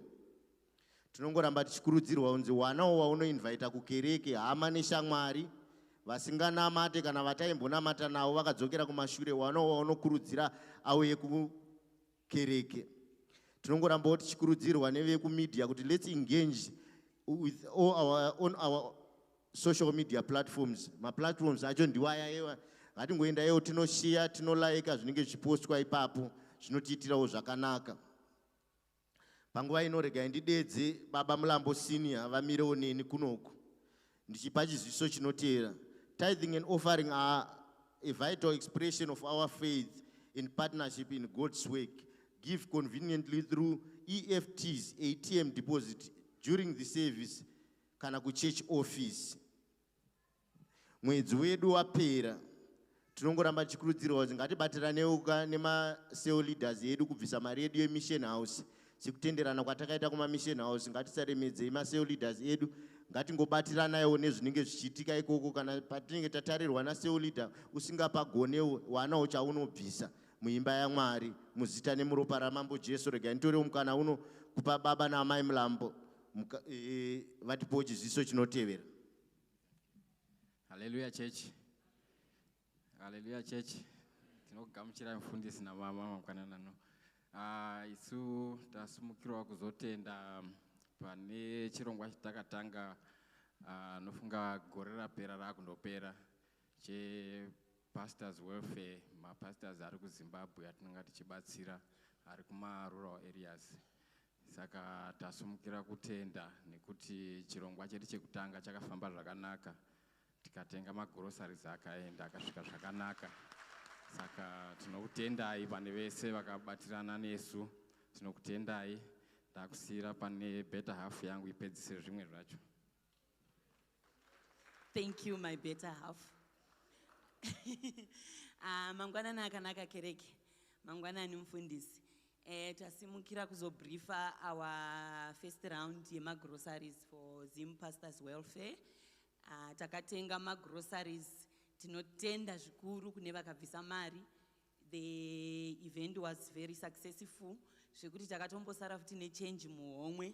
Tinotenda zvikuru, murambe makadaro.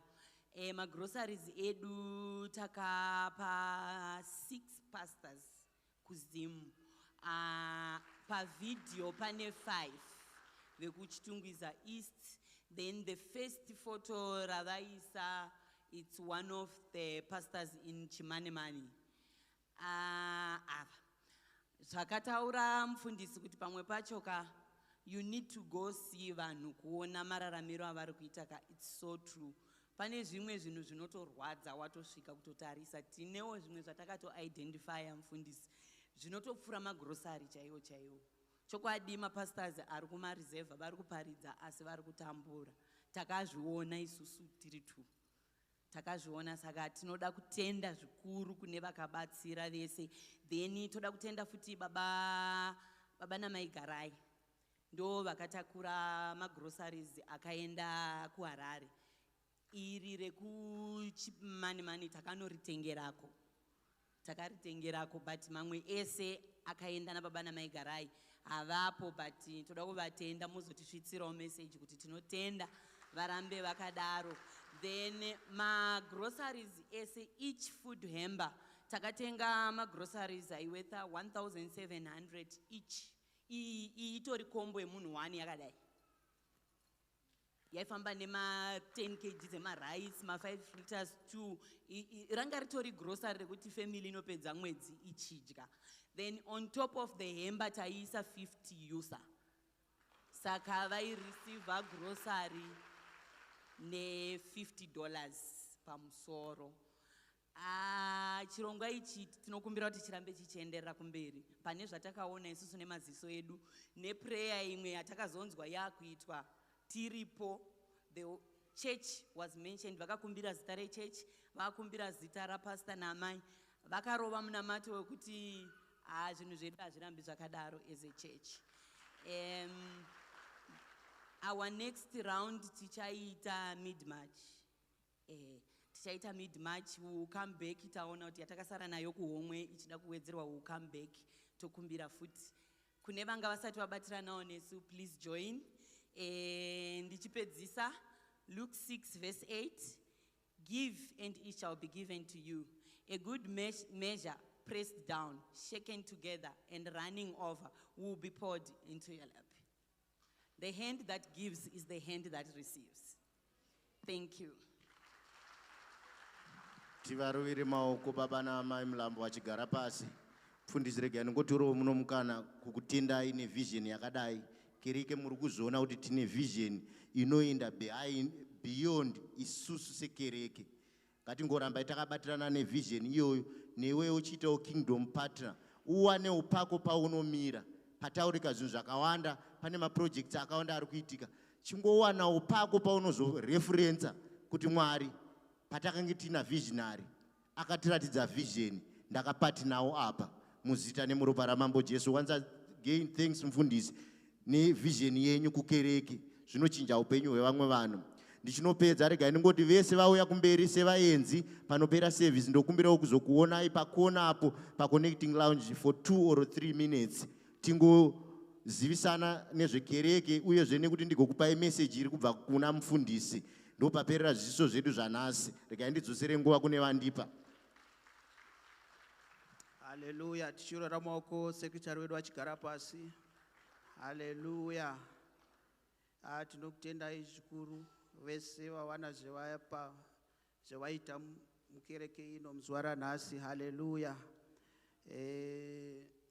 Love is in the air. Tinokutendai couples leader nechirongwa chakanaka zvakadai. Gore rino ndinokuvimbisai kuti wrestling nekurumana kuchaita kushoma mudzimba. Haleluya. Nguva yangu yaperera pano, asi ndisati ndabva ndoda kungotendawo mhuri yandakapiwa naMwari. Madam nemwana wedu Jedediah nevamwe 5 vari munzira. Haleluya. Mfundi takasimuka tese. Tichisimudza mufundisi sevana venyu. Tamirira kugamuchira shoko. Tamirira kugamuchira zvidhafu zvamakatigadzirira. Haleluya. Tichirovera maoko mufundisi.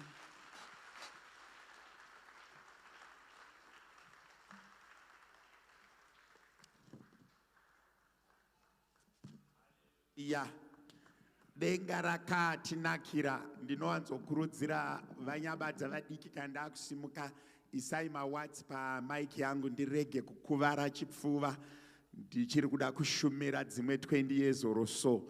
Saka ndibatsirei ndirege kukurimindai kana akawanda you level them. Kana ndandega I need to be there. You aid base, you save me from screaming. Amen. Muzita ra Jesu, hallelujah. Regai takamira shoma, regai nditange nekuita round up ma announcements. Chimwe chandoda kunyanya kutenda Mwari ndechekuti vafundisi vatakapa zvinhu vekuchitungwiza avaparidze muchitungwiza vari kumaruzevha. And this noble cause iri kutungamirirwa nababa namai Mulambo, ukaita burden any day, any time, just go there and leave. We want to get to an extent as an assembly whereby we pick at least 1 or 2 pastors that we fully look after. When we look after them, our problems are in that. Amen and amen. Kune mukadzi aimbogadzirira vanhu maJews paakafa vanhu vakati tikatonorwa mukadzi uyu zvaafa anonzi Tabitha tinogona kutonorwa ngaamuke. Tabitha akamutsirwa mabasa. Kunamata kusina mabasa kwakafa. Vana vaMwari, we need to support vanhu vaMwari. Pana vamwe patakaenda kuZimbabwe, we also did a hamba which was ours. It's part of this. And ndikapa vamwe mufundisi why. Unonzwa mai mufundisi wachitaura kuti maita henyu tata nemazuva tisina kudya nyama. Vanhu vatinoshanda navo vanogona kundipa pocket yemapotatoes, anogona kundipa bucket rechibagi, anogona kundipa bhandu remuriwo, but haana mari yemafuta uye haana mari yenyama. You see what I'm saying? Kureva kuti vafundisi vanogona kutoboilisa. Pana vamwe vakazoti this time unoona kuti mufundisi anogona kubika mapotatoes akamadya asina mafuta achiparidza vhangeri. Isusu tiri kuno, we are somehow privileged. We can do this. Apana chinotitadzisa se-assembly kuchengeta vafundisi kusiya kwekunyima. That is the only reason why we may fail to partner with other pastors. When we are stingy, we cannot do it. But if we are willing and we want, we can do it. We have capacity. As an assembly, we have the capacity. And I want us to do. Kana tine vanhu vanonzwa kupushwa baba namai Mulambo, every day vano receive something. And under my vision, before I retire, we are actually locating a local pastor, a South African who is ministering asina pekupindira. We just want to go and build a church there. Kumaruzeva, we can build it in 1 month. 1 month we can build it. I'm a contractor, I can supervise it. Kungo tenga zvidhina zvekumusha, totenga mawindow. And it kungo tenga zvidhina, totenga mawindow. Vanhu vari kunaiwa. We went to another church when I was in Mpumalanga. Ndakaona vanhu vachinaiwa, ma South Africans vachinaiwa, mufundisi vachiti kana kuchinaya atite ma service mazuva ese. Tinongoda kungoita flat structure. We build toisa marata toisa. Even it's 25, it's about 60 square meters. Then we know we are partaking in the kingdom. You can never prosper when you don't invest in the kingdom. For you to prosper, you need to advance the kingdom. Amen and amen. We need to advance the kingdom. And we advance the kingdom by giving. Mwari verugare vachititira zvakadini zvakanaka. We welcome you, Dr. Masara, kuva pakati pedu. Mwari verugare vakuitirei zvakanaka. We are thanking God for your visiting, and we also thank God that you stay longer with us. Mwari verugare vakuitirei zvakanaka. Tese tazvinzwa handei kuchipatara. That assurance kuti kana ndine passport havana kuti permit. Permit, it may be difficult to get, but a passport you can get. Saka kana vane passport, even usina permit, taakukwanisa kubatsirwa. Andizvere.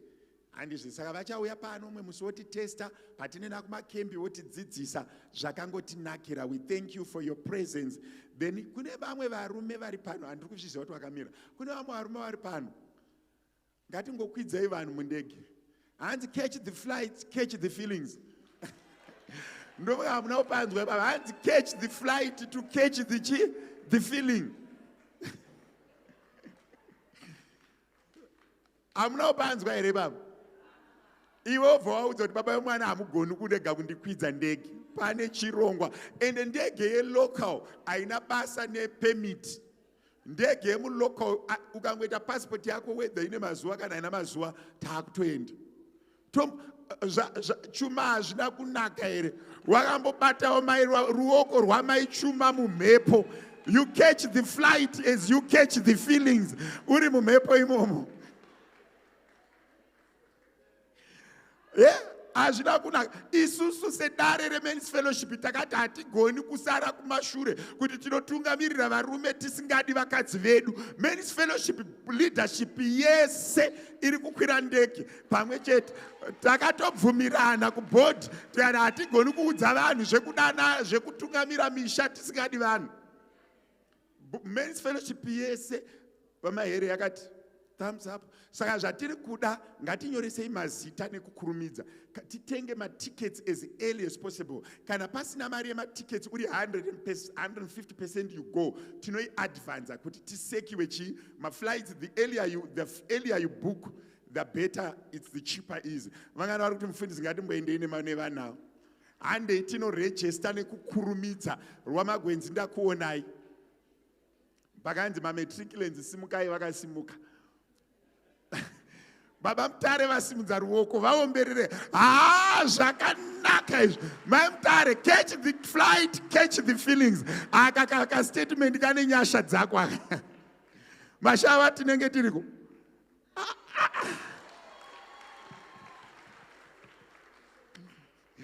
Mwari vakanaka. So nhasi chaiye ngatiregistei tikwanise kusekiwa matickets. Handizvo here? Ndaragodo volume bo ndo vanobata mari.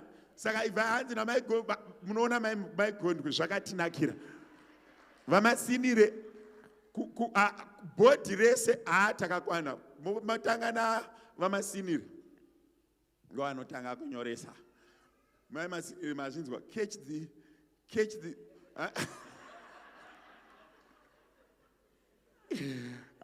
chavapiwa unosarira. Zvakambonaka kurumbidza Mwari. Can I tell you one thing? Can I be a pastor to you? Can I be honest to you and become an honest pastor to you? The moment you love one another, it's very effective in prayer. When you are in love, your prayer has a double impact. Haugoni kunyanya kuda Mwari uchisema mhuri yako. Saka Mwari vanotoda kuti tidanane mumwe mutemo ende baba namai vakawirirana. It's a healing recipe kuvana. A loving couple raise children easily. When you are in love, children see it and they get comfortable. When you are fighting, children see it and they get stressed. Zvakanaka izvi. Mwari wedu vakanaka. Imbodza kuti Mwari vakanaka. Mwari vedu vakanaka. Imo muri kuitwa zvakanaka zvakawanda. Baba majurirana amai vakaropafadzwa musi wa11 January nemwana mukomana anonzi Anashe Malaki. Then zvakare our own mai Charakupa na baba Charakupa vakaropafadzwa nemwana mukomana anonzi Munana Malaki. Ndine foni yangu yaenda kupi? Ndoda kuplan audio ndirawakumbira but havana zvavanondiita. Munogara pasi manje. Haisi yamai Charakupa. Vana mai ndo vanozikanwa nemazwi. Iyi ndeyava Charakupa iyi.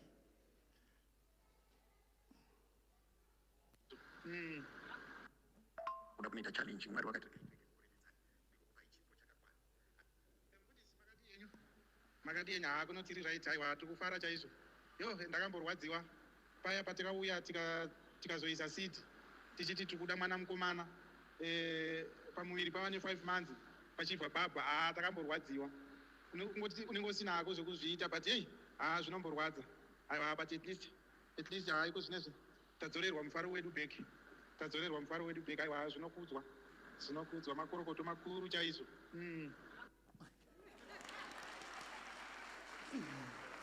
Mukomana aifara. Mazaenda mukomana aidi. Mukomana ene munoudza maichara kupa kuti hana mufundisi mukomana akadi akafara. Vana chingori chipo chinongonakidzawo so. Zvakangonaka. Handizvo here? Zvakangodi. Mwari verugare vachitiitira zvakanaka. I know patakapfuura napo. Saka pavakazoita mwana takafara zvakanyanya muzita raJesu. Hallelujah. Ndichada kuzonamatira mameticulence ese ndisati ndapedza service. Mwari verugare vachikudzwa muzita raJesu. Hallelujah. Hallelujah. Regai ndikwaziso mufundisi ndirege kuvakanganwa hama yerwendo muzita raJesu. Hallelujah. Pamwechete with our beautiful daughter, she is there. Our first fruit, Sister Shannon. Then the two boys are in Sunday school. Brother Kunashe and Brother Nkavongwe. Muzita raJesu. Hallelujah. Mangwanani ano zvakare nezita raJesu. Tauya kuzotsvaga nyasha. Alright. Parivival pane chinhu chakanaka chiri kuitika. Parivival pane chinhu chakanaka chiri kuitika. Chandanga ndisina kuudza kana anyone chinozikanwa neni ndeogane mudzimai wangu. Ndakawana nguva mazuva ndiri kufarira kuti every week or so ndimbozvitsaura ndinonamata. Saka tanga ndakaenda kunonamata. Pandakanonamata ndakazonzi namudhara wangu at last minute uya ushumire. Ndashumira ikoko. Ndasangana neimwe hama. Svika namudhara wangu ngatibatane zvemaoko. Tibatane maoko tiri pamwe chete. Saka mufundisi munema havasiri kuuya vega. Vachauya naApostle Mberi pavanenge vachizoshumira pana muzita raJesu. Apostle Mberi from UK, he was the former president of AFM in England. He will be ministering here. Vanoshare mazuva vanofunga vachaita 2 days mamwe acho anenge aina mudhara munemo. Saka usagara kumba, uya ungotora zvekudenga muzita raJesu. Kurudzirika kuya kupi kune vanozikanwa neword 1 rekuti tornado power. The first thing chakamusimudza murume iyeye achibva kuGweru achipinda muHarare akanoparidza kuMbare akati kuMbare kune tsika yekuti kana ukaparidza vanhu vanogona kuona bhora vari mumuti. Ndo zvinowanzoitika kuMbare kana Rufaro meya vanhu vaigona bhora vari mumuti havadi kubhadhara vanongokwira mumuti vanoriona rese vanenge vari padhuze. So vanhu vakakwira mumuti semazuva edzo kanzi komana dzikai mumuti ndakuparidza vavaramba. Pakanzi tornado power vakazonongwa pasi vabviswa mumuti vachidzikiswa pasi nemweya mutsvene. That is what is formally known for. Every pastor ane zvaanozikanwa nazvo naye. Pakati pedu pane chinhu chakaitika kundaisa foto rimwe randakukumbira munogadzai pasi mama inobva ndaparidza. Nhasi pane simba raMwari riri kuitika. Vangani vaziva mwana uyu? Regai ndimudane auye kuno kumberi. Delphine Chikasha, I understand you are in the house. Can I welcome you to the podium? Tendere auye kumberi. That's our very own. Baba vake na mai ndo ma head ushers edu. Mtendere auye kuno kumberi. Farao shekana usina zvinokunetsa.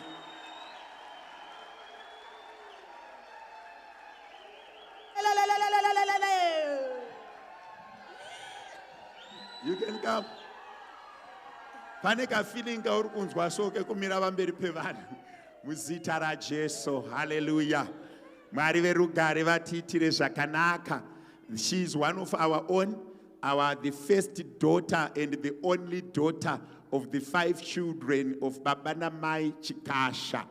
That is the only.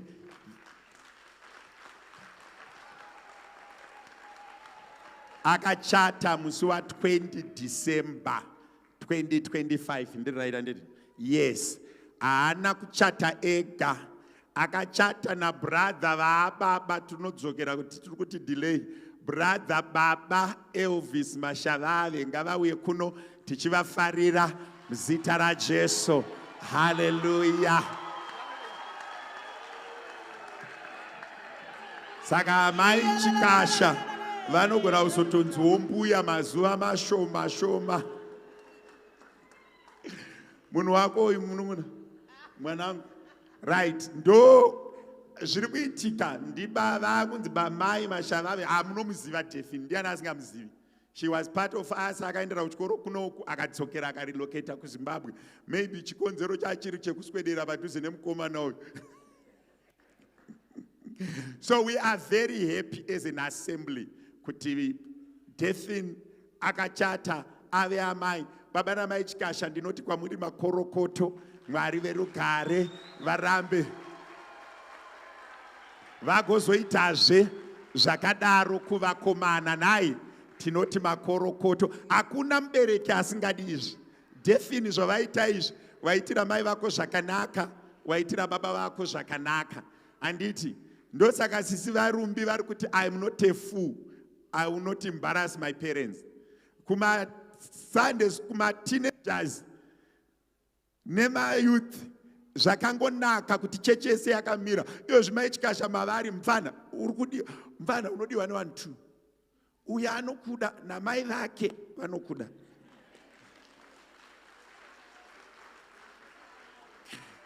Ukangoramba uchiita zvakanaka unodiwa navanhu chii?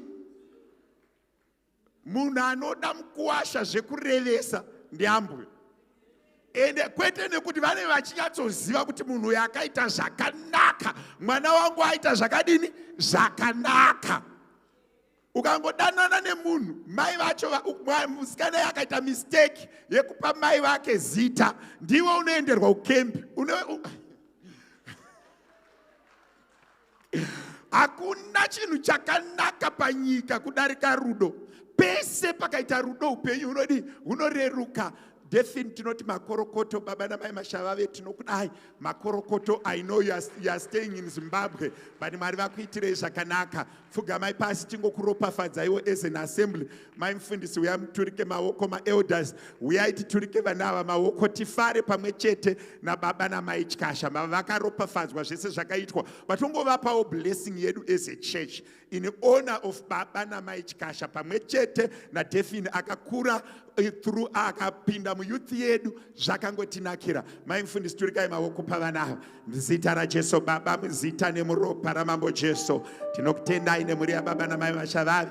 Varopafadzei, vaitirei zvakanaka, vapfuurire pamberi munyasha. Chese chavanobata ngachiendeke. Let them multiply and increase. Your love and your grace be upon their lives. Mweya mutsvene vaitirei zvakanaka.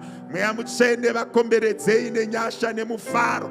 Mwari vekudenga kwese kwavanoenda, simba renyu Mwari ngariende navo. Nyasha dzenyu Mwari ngadziende navo. Tataura ropafadzo, tataura kukomborera kwenyu muzita nemuropa ramambo Jesu wedu. Amen. Eda yenyu munogara pasi vanangu, tinokudai, tinokufarirai muzita raJesu. Hallelujah. Hallelujah. Vana ngatigarei zvedu pasi. Vana mai vese vanenge vachingoti newangu rimwe gore, Mwari vamuitire zvakadini zvakanaka. Hallelujah. Nasi. All right. Regai ndiwane pekutangira. Baba tolana vati. Baba ndisiro mavhesi ndisiro mascriptures on the screen. Baba tolana vati varoi vanoita attachment kumba kwemunhu asinganamati, vozonoroya anonamata. Varoi vanoita attachment pavanhu vasinganamati, vozonoroya vanonamata. Varoi vanoita attachment pavanhu vanodzidzira kuroya, vanoita attachment pane vasinganamati. Vanenge vasimba pakuroya vanoroya vanonamata. Simba rekurarama panyika yevapenyu rine chinhu chinonzi the spirituality. Nhasi ndakutaura nechinhu chinonzi wisdom of the spirit. When you walk in the wisdom of the spirit and the confrontations of the spiritual realm, walking in the spirit and the confrontations that comes with every elevation of the spiritual realm. Wisdom of the spirit. Amen and amen. Ndiverengerewo iyo nekukurumidza. nekuti tiri vabati pamwe chete naMwari, muri munda waMwari, muri imba yaMwari. For we are God's fellow workers. You are God's field. You are God's building. Okay. Read the other one and go back to this one. Akachenjera aripiko, akadzidza aripiko, muitwe nharo wenguva ino aripiko, ko Mwari haana kuita uchenjeri hwenyika ino upenzi here? Where is the wise? Where is the scribe?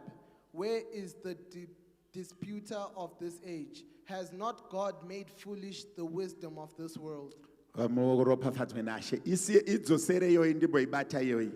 Return it. Akachenjera aripiko, akadzidza aripiko, muiti wenharo wenguva ino arikupiko. Mwari haana kuita uchenjeri hwenyika ino upenzi here. Now, this word, what it says is, in every generation, ine vanhu vanoita nharo. In every generation, ine vanhu vakadzidza. In every generation, ine vanhu vanonzwisisa. Rukushaya pekutangira.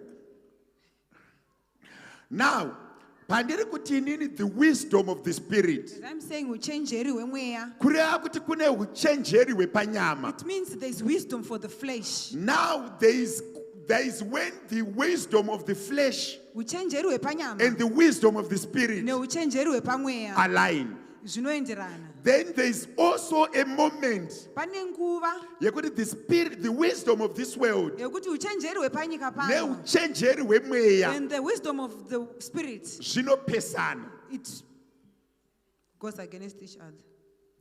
Now, the wisdom, okay, revelation. When the spirit of the Lord is upon you, there is a problem. And the problem is not a problem. Unogona kugara mu problem. You can stay in a problem usina problem without a problem. Kana wisdom yaMwari If the wisdom of God ikakonfrontwa newisdom yevanhu is confronted by the wisdom wisdom of man, yevanhu the wisdom of man aibviswi cannot be removed. Inoramba iripo. It remains. But wisdom yaMwari But the wisdom of God, inobva yasimuka it will raise kudarika above wisdom the yevanhu. wisdom of men. I love the man Daniel. Ndofara murume anonzi Daniel. Akanga akaiswa mweya weexcellence He had the maari. spirit of excellence in him. Kwabva kwaita wisdom yevanhu. Then the wisdom of Mambo man. akaona chiri muna Daniel. The king saw what was in Akatanga Daniel kumufarira. and he started to like Nekuti him anga vari vatatu. because they were Iye three. ari muforena. And he was the Iye foreigner. ari a eunuch. He was a eunuch. Vanhu kwakuita uchenjeri And hwepanyika. people had the wisdom of the flesh. Kwakunzwisisa And they understood mafeelings amambo. the feelings of the king. Vakati kana tikaudza mambo They say, if we tell kuti the king ngaagadzire chimwari that he must create iye a god agokudzwa so that he may be praised, zvichafadza mambo. it will make him happy. Pavanogadzira chimwari As chamambo, they create this god mambo of a king, akafara nazvo the king was pleased akati with it. ngachinamata. And he said it must be But worshipped. yakanga isiri nyaya But yamambo, it was not the issue of the hwakanga king. huri uchenjeri hwekuparadza It was Daniel. the wisdom of But destroying Daniel Daniel. akanga aine mweya wamwari. Daniel with the spirit of Mudikani God. unoda mweya wamwari kuti udarike You dzimwe need the nzvimbo. spirit of God to Unoda surpass wisdom other things. yamwari kuti uende You need the wisdom kumogotsoka. of God to Unoda go and wisdom come back. yamwari kuti You need ugorarama the mune wisdom dzimwe of God to nzvimbo. survive in other places. Kwakuti ngatimugadzirire zvikanzi mambo Daniel haasi kunamata. They say Daniel is not worshipping. Shoko raMwari ukariverenga kwarinotanga. The word of God, if Pasame you read from chapter, the beginning, rinotaura kuti God, the king loved Daniel. Anti mambo waifarira Daniel. paakanzwa kuti haana kunamata When he heard that he did not worship, ngatimuisei mugomba remoto he said, let's throw him in the den now of lions. pazotanga maota now Now altars are starting. patanga confrontation Confrontations pane are munhu starting. aiswa mweya wamwari There's someone with the pane spirit of munhu God, aramba mweya and wamwari there's someone who refuses the spirit of vanobvumirana God. vese They agree pakusevha mambo in saving the bati king, vazotadza kubvumirana but they are not pana agreeing mwari anonamatwa on the God who is to be worshipped. vairongera dhaniel Those who were planning for Daniel nadhaniel and Daniel vaita basa rimwe chete were doing kureva one job, kuti vese vaigona kuita zvakafanana meaning all of but them could do the pakanga same thing, pakasiyana mweya iri kushanda but the spirits that were working were different. ndopari kunzi mambo dhaniel aramba kunamata They're saying Daniel has refused to worship. ndopazotaurwa neshoko ramwari wandibvisira That's in the pari word of kunzi God is muiti saying. wenharo akachenjera We aripiko say, where is the wise? akadzidza aripiko Where is the scribe? muiti wenharo wenguva ino aripiko Where is the ko spirit of mwari this haana age? here kuita uchenjeri hwenyika ino upenzi mwari akaita moto benzi God made the moto fire to be a flame. akakanganwa kupisa munhu The fire forgot to neshumba burn his- dzakakanganwa kudya munhu The lions forgot why to eat mwari a person. vakatora wisdom Why yevanhu God took the yanga wisdom iri of well men crafted that was well crafted, ikadzikama pamberi and pamwari it count kureva before kuti God. kana wisdom yepanyika Meaning if the wisdom ikaita of the align earth, neyamwari if it aligns with zvakanaka God, it's but good. ikapesana neyamwari If it goes against mwari of God, havatenderi wisdom yevanhu God will not allow the kuzomira wisdom of men pamberi pewisdom to yamwari stand before the wisdom of God. zvinoshanda kupi mufundisi Why does it work, Pastor? sei imi mufundisi muchitaura zvadhaniel Why do you talk about iwe Daniel? ndobva ndati ndine baba vari pano I have a naamai father here and a vatora mother seed who took a vakati seed mwana uyu aakuenda and kuchikoro said, this child is not going to school. aakutanga grade He's 8 now starting grade baba 8. 1000 yangu iyi My 1,000 ndasidha kuchengetwa I'm kwemwana feeding for the protection of this kozoitawo child. imwe iri kuuya newisdom Then yepanyika there's one who's coming iri with the kuti wisdom of akura earth. zvekuputa mbanje He say he's old akura to take zvekunhumburisika He's old zvoreva to kuti be pavaakuda impregnated. kumunhumburisa Meaning when you pane want to sidi impregnate him, yakanyorwa there's a seed that was uchenjeri written. hwekudenga The huri wisdom kuti of heaven. tinoprotekta He said, chakabuda I'm protecting matiri what is not come from nemazwi me. anobva kuna mwari The words that nyika come from ichiti God. tinochiparadza The earth saying will ipapo destroy him. pakuitika anonzi marealms and fights Now of the there are spirit realms and kuti fights of the sidi spirit. yakamira That the seed is mbanje standing, yakamira and the sidi judge are standing, yakamira the seed is upombwe standing, hwakamira and adultery kana is mwana standing. wako akabuda mumba If your child goes out anorwirwa from the home, newisdom ipi which wisdom will fight for him? kune vana vakaprotektwa nematreka pamamota dzavo There are children who are kune protected by vana trackers vane and their mafoni cars. akatrekwa There are but kids with kune phones that vana are tracked. vasina kutrekwa nemafoni But there are kids who are not vakatrekwa tracked, neminamato who are tracked by vakatrekwa prayers, nededication who are tracked by vakatrekwa dedication, nesidi who are tracked by vakatrekwa seed, neprayer who are tracked by vakatrekwa prayer, nefasting who are tracked by pachasimuka fasting. hondo varume When the battle chakabva arise, paaritari yamwari that came from the nechabva altar of kuna God, satani and what came from the zvakatarisana devil, nemwana wemunhu that is going ndopari against kunzi your ane child. nharo neshoko ramwari That's who ndiani who dis- who akachenjera pashoko ramwari ndiani Where is the wise? anofunga kudarika mwari Who ndiani thinks when other you God's need ways? power pray Kana uchida simba na when you mata. need to control, pray. Kana uchida When you need to kukontrola na mata. dominate, pray. Kana uchida kutonga When you na want to mata. move in power, pray. Kana uchida kufamba When you kusimba na pray, mata. Pauna na negativity decrease and the positivity increase. Zvakanaka The more you zvosimuka. pray, the more you increase. The Ukawedzera more you kunamata pray, unowedzera the more you have kukura. power. Ukawedzera kunamata unowedzera simba. Kune munhu anofanira kuziva There's someone who must kuti know uchenjeri that the wisdom of hwepanyika hune the earth malimitations. has limitations. Uchenjeri nekuronga kwevanhu kune Wisdom and the plans malimitations. of people has limitations. Kana mweya mutsvene agara pamusoro pangu If the Holy Spirit has ndine filled dzimwe you, nyasha there is other grace dzekudarika. that makes me to pass. You know, ukaona uchinetseka kuita zvinhu If you see getting challenges to mwari do anenge things, asati akupfeka nemweya God wake is not yet filled zvinhu with power. zvakaoma kuita Things that are hard to nezvinhu do zvinonetsa kunzwisisa and the things that are difficult to zvinoreruka understand kana mweya mutsvene aburuka pamusoro easy pako when the Holy Chiri Spirit ku- is upon chiri you. kunetsa hakusi kunzwisisa chiri challenge is not kunetsa kuti mweya understanding. mutsvene haasati akupa What is simba the challenge ndo is the Holy Spirit panozouya has vanhu not given vanoita you power. nharo That's when people who nemaprinciples serve ekudenga and the vari principles of kubvunzwa pabhuku who yavakorinde Who are asking Paul the book of achinyora to the Corinthians. Corinthians Paul writing to the achiti muiti Corinthians, wenharo ndiani saying, "Who is anomira this man neuchenjeri hwamwari who ndiani stands against kureva the kuti wisdom of vanhu God?" vari kuita nharo why Many people are ukaona munhu disputing. anoita nharo haana nharo The one who that person disputes. is lacking spiritual influence. Ari kushaya uchenjeri hwepamweya. I know Ndinoziva. I'm a pastor. Ndiri mufundisi. I pray. Ndinonamata. Varume, you cannot pray 4 hours continuous. You cannot. Mate anopera, muromo unooma.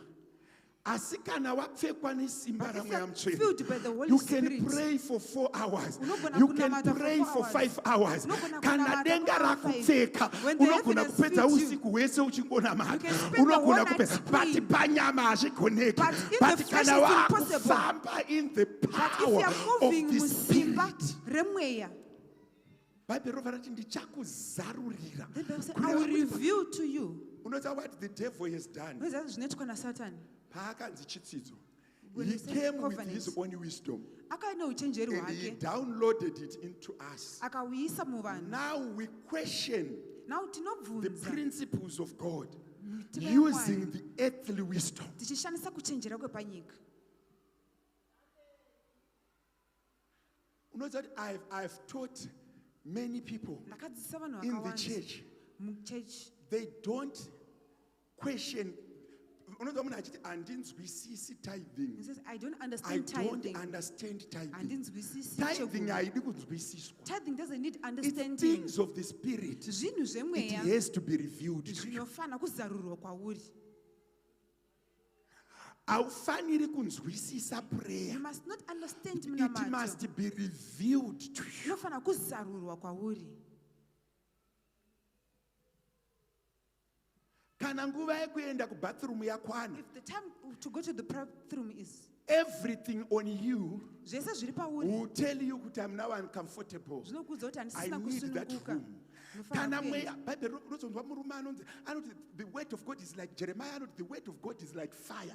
Shut down in my bones. The more I try to keep quiet, the more I need to speak more. Vana baba nana amai patiri kuti mweya mutsvene chitsidzo. As we are saying, the Holy Spirit, the Ngatitende covenant. chitsidzo kuva chitsidzo Let's kwatiri, believe the so that covenant to be a things that covenant we to us. pretend not to Kuti understand, zvinhu zvatinoita setisinganzwisisi they may be revealed to us. zvinozarurwa kwatiri. You see, there's a spiritual world.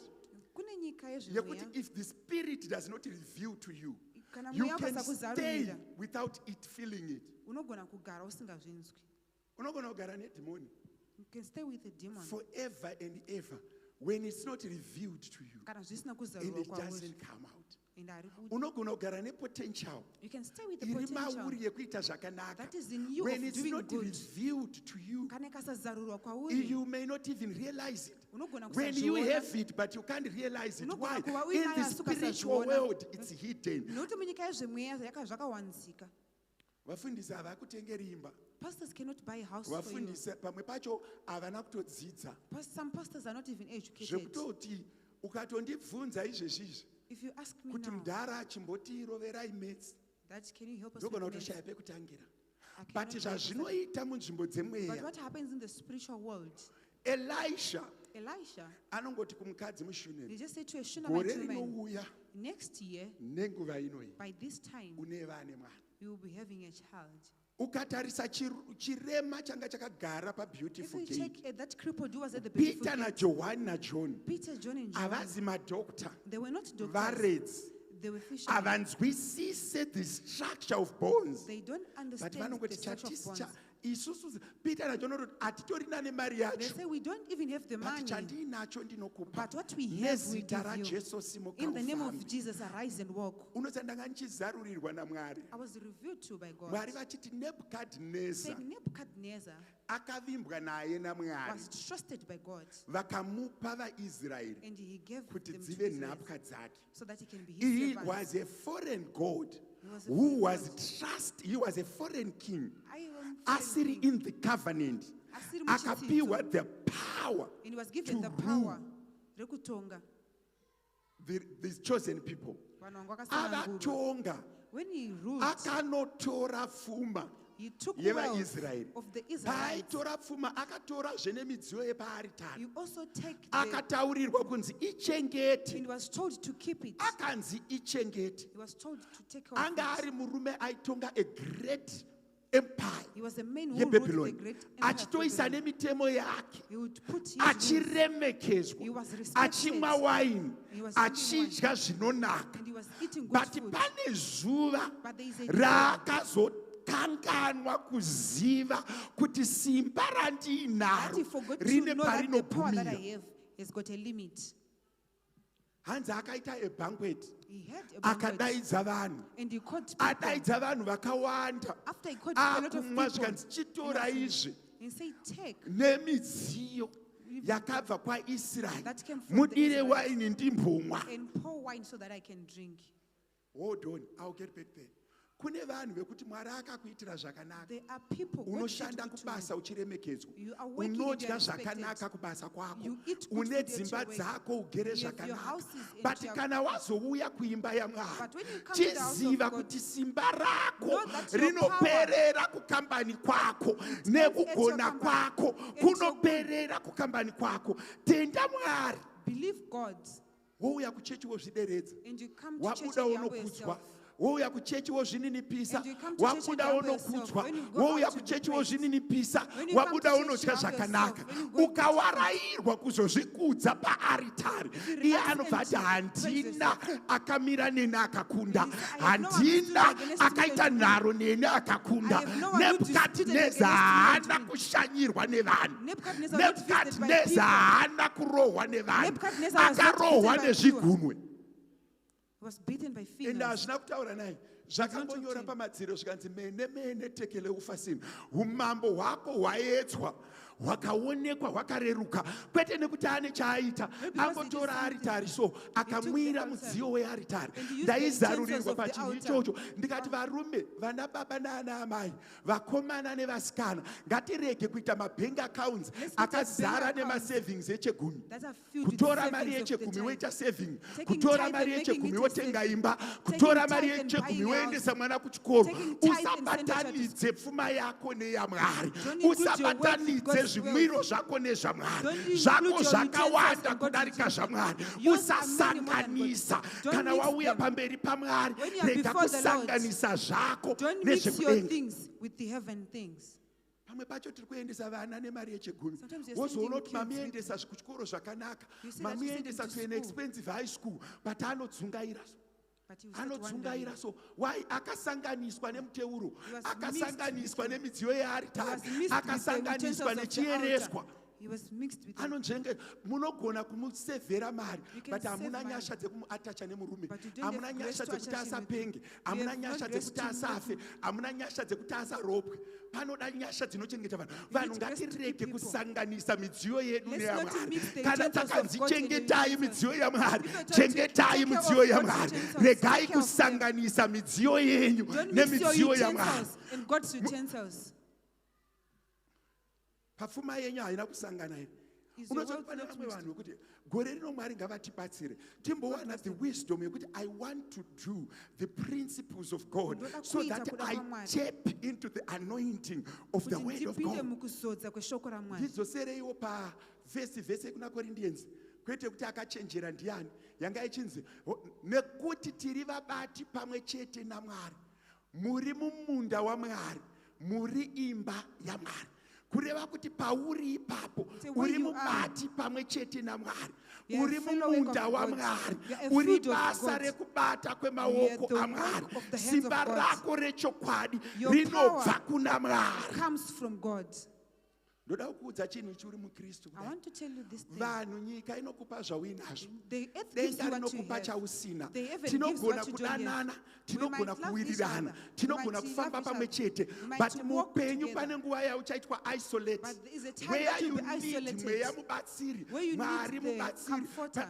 unozoti I've seen people who doesn't know who God is Ndakaona but vanhu when vasingazivi things kuti Mwari change ndiani. they But- seek but- his face pane maseasons ekuti mwari kune vanozoti mwaka handina kukuumba here where God said, handina "Did I not kukupa create you? pfungwa here Did I not handina give you kukupa brains? mukadzi here Did I not give handina you a wife? kukupa utano here Did I not give you handina health? kukupa pekugara Did I here not give you ko a place iwewe to wakazobata neni papi Where did you Work with me.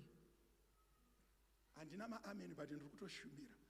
Vana baba nana mai, whatever we see now is Zvese temporary. zvatiri kuona nhasi The rate at hazvi- which life can change, it's seconds.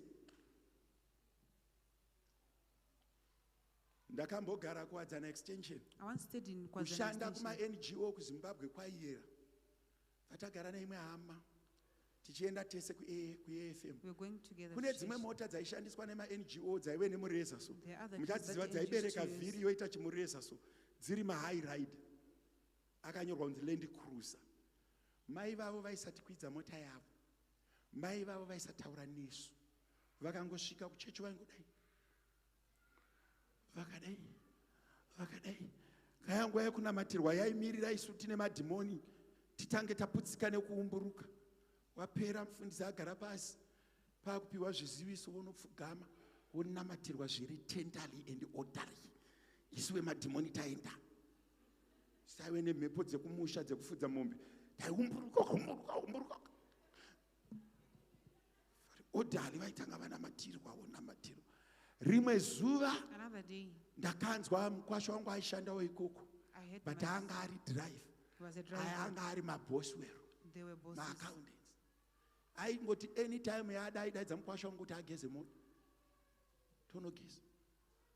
Rimwe zuva kuma 2 a.m. Vanhu vekubasa vakafonera mukwasha wangu. Hanzi mukomana aida accident. Unfortunately, torai mai vacho muuye navo hazvina kubuda mushi. Havana kuzogona kupadarika. That second, life changed. Everything gone. Ndakazopedza attachment vaakutoshanda mumba. Nyasha dzaivepo. Mukana waivepo. Sviro rakavhurika. But pane nguva yekuti musabvisa mavhesi naiwedwe. Chiso changu hachiendese vanhu kudenga. Nekuti tiri vabati pamwe chete naMwari. Muri munda waMwari. Muri imba yaMwari. Iwewe pauri papapa uri munda waMwari. Uri imba yaMwari. Manikidzira zvaMwari. Zvigare mauri. Manikidzira simba raMwari. Rigare mauri. Kumbira nyasha dzekuva mubati. To be a worker. Kumbira nyasha dzekuva mubati. Ask for the grace to be a Vana worker. baba nana mai kwekuzvikudza takapiwa. Kwekuzviremekedzera takapiwa. Kana Mwari akuropafadza nemba God has yakanaka, blessed you with go a and nice enjoy it. But patinouya kuchechi But when musi it comes to church on weSunday, this mweya Sunday, yedu ngaitende Mwari. may our spirits Mweya believe mutsvene in God. ngaatibatsire. May the Holy Spirit help Tirovedzerwe us pamaprinciples so that we may be ekudenga. Kuti directed to the tirambe principles tiri of God. vabati pamwe So that we chete remain the naKristu. workers of God. Why do you want to be a co-worker with God? Why is it important that you are a co-worker with God? Nezvakakosha kuita mubati waMwari. Association defines power. Associations defines power. Ushamwari hunotaura Ndosaka simba. uchizoona kuti vana vaSkefa vakati budai zvikanzi Paul we know. Ese tinoziva Pauro. And Paul we know, Tinoziva Jesus Pauro. we know. Jesu Imi ndimi tinomuziva. vanani? Who Kureva are you? kuti vakanga vasi mubati pamwe chete Meaning they were naMwari. not fellow workers Vaibata with God. pamwe chete Those naMwari. who work together with God. Chandakadzidza muupenyu. What I've learned in life, Zvinogona kufamba kwemakore. it can move Zvinogona for a kuita while. zvakanaka kwemakore. It can be But good for a nyaya while. yekuremekedza Mwari But the issue of haigoni respecting kuitwa God bypass. cannot be Nyaya bypassed. yekutya Mwari The issue of haigoni fearing God kujambwa. cannot Pane be patinofanira kuramba tiri vabati There's pamwe a point where you chete must be fellow naMwari. workers of God. The wisdom of God Uchenjeri hwaMwari hune kakuprusa kawinako. Do you know kuti the problem of the church, dambudziko rekereke there are people kune vanhu who do not want to do anything for God. vasingade kuitira Mwari chimwe. There are people who do not even have guilt conscience of missing a Sunday service. Vasinganzwi kubatikana kana vakasauya kuchechi. I'm a pastor, I pray for people. Ndimufundisi ndonamatira vanhu. Pane dzimwe hondo dzokuti kana warwirwa naMwari, There are other battles you if don't God has see how fought for you. privileged you are. Hauoni kuropafadzwa kwawakaitwa. ndaiti kumwe musi kuupenyu hwangu ndikati I'm a pastor, yes, but there are pastors wekuti ukamuona so achishumira Mwari unoti ari kunamatire but anotoda Mwari. But kune vamwe wekuti everything is given to you but there is nothing.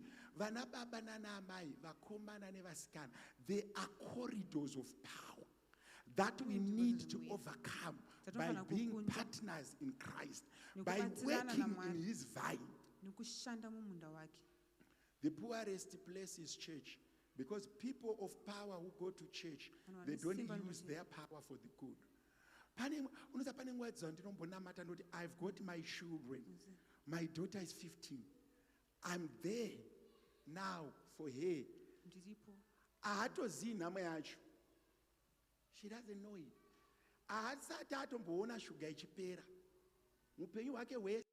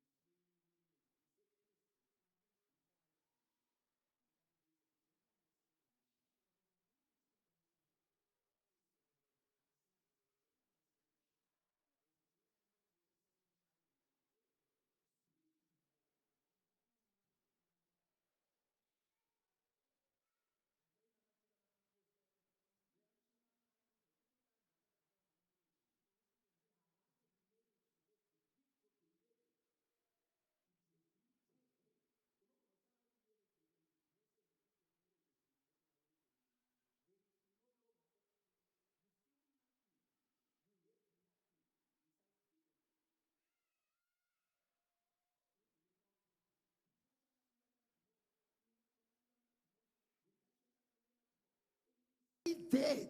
And when we are there, we are not living, we are enduring. You endure. Chiona munhu so unogara nevana vakabiwa nemadhimoni. You stay with children that have been stolen with demons. Kugara nevana vakabiwa nemadhimoni. There is this power that we need to be clothed with. Tarry in Jerusalem. Move in the wisdom of the Holy Spirit. Allow the Holy Spirit to rule you. Allow the Holy Spirit to control you. Allow the Holy Spirit to take dominion. Do you know what is the problem? Ukararama pa wisdom yevanhu. Unoda kuconvincwa nevanhu kuita zvinhu. Ukararama pa wisdom yaMwari. He is a convictor of men. He will show you sin. He will show you things that are bad. Usararame pa kuconvincwa nevanhu. Convinced when I'm the conviction to church should be Christ, not people.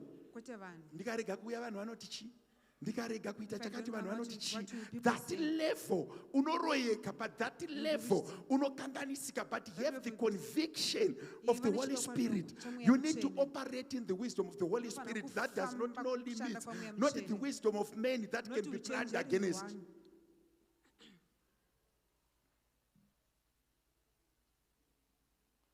A lot that is happening in the spirit.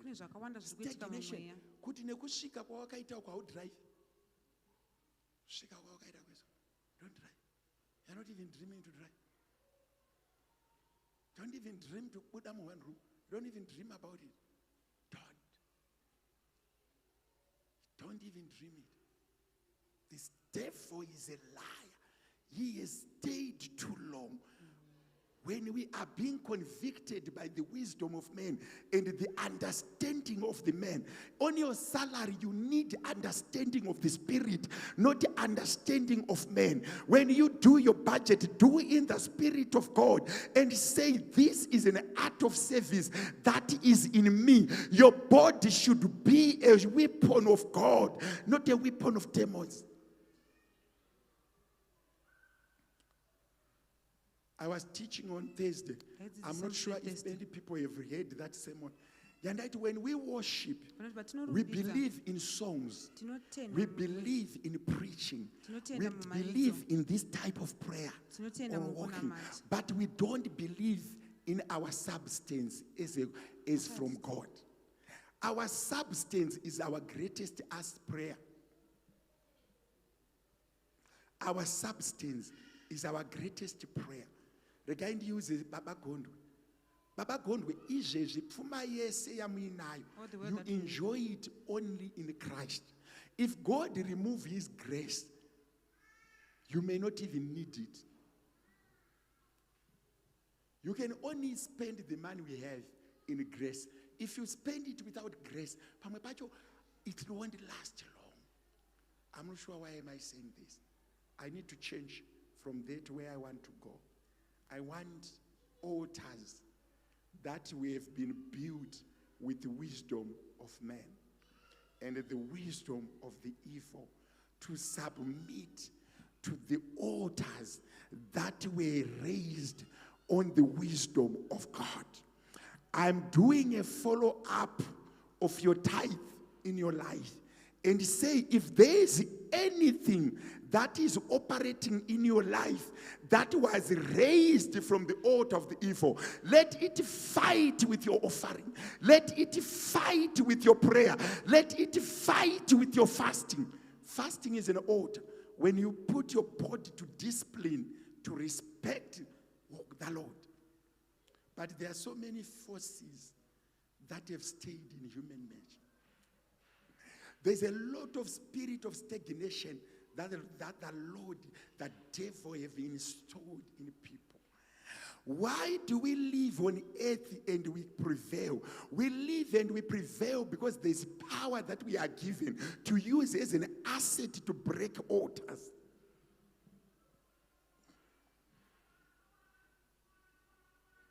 When I was praying, there are altars dzakazara panzvimbo ino dzakaitirwa vanhu. That were made against people. Kune vanhu vekuti you have never spent 3 months musina kumarana. It's one after this. And imi munofunga kuti zviri normal. And you get to in this time yekuti kurwa it's normal. Kutukana it's normal. Pane ma-altars There are altars. that can be broken. Anogona kuputswa. You can stay in a problem Anogona kugara mudambudziko. without having a problem. Usina dambudziko. You can stay in the middle of the storm Anogona kugara pakati without the challenge of the storm. usina dambudziko. When God is upon you, Kana Mwari ari He pamusoro pako, raises the standard. anosimudza He chimo. has the power to elevate you. Ane simba He rekugona has the kusimudza. power to break. Ane simba rekugona kuputsa.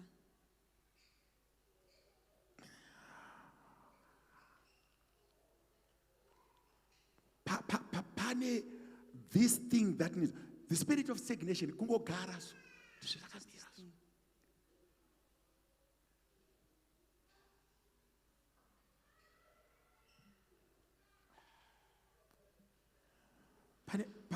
Pane. Unaenda kuma interview, it doesn't work. Go to interviews, it doesn't work.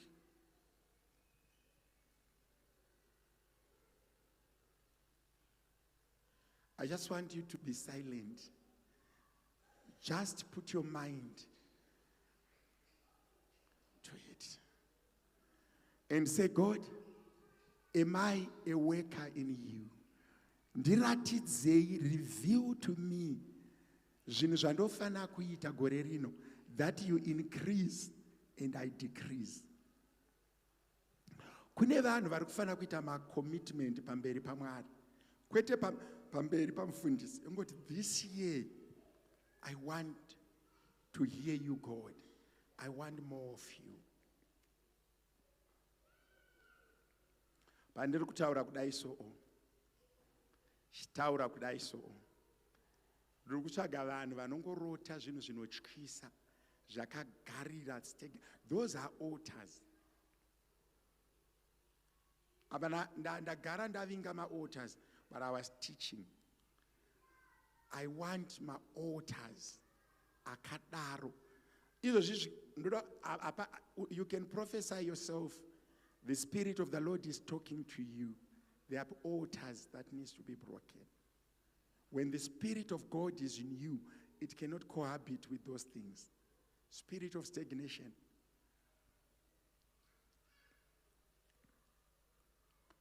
Mazuva ana kupara, waisaenda kuchechi ukadzoka usina unamatiro. But mazuva ano munhu izvozvi uri kutonyatsoziva kuti une birth certificate rako, but hausi kuda kutombosimuka ipapo. Chauinacho iwewe watokura, but ungori nebirth certificate rako, but kuti unyatsoona kuti mweya mutsvene akuzarurire so kuti pane zviri kuitika. Manie misses. Mweya mutsvene, we are moving in the power of the Holy Spirit. The wisdom of the Spirit. It makes you, when you go to work, it gives you that favor kuti zvinhu zviite.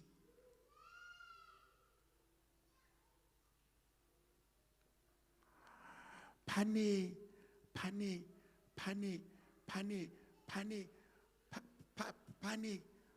zviri kuda kuitwa naMwari. Kune vanhu vandiri kuda kurilisira dzimba vasina kumbobvira vaonekwa nevanhu semunhu anogona kuita imba.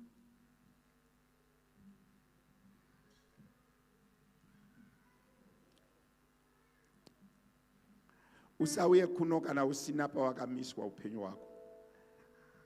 All right. Why do you need to be prayed for?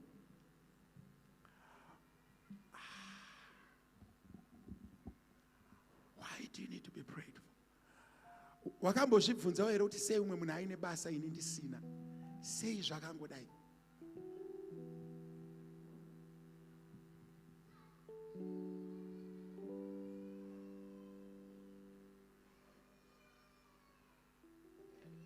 Mwari, imimi Mwari, ndimi mweya mutsvene, ndiri kunamatira chechi yese, kusanganisira vakapfugama.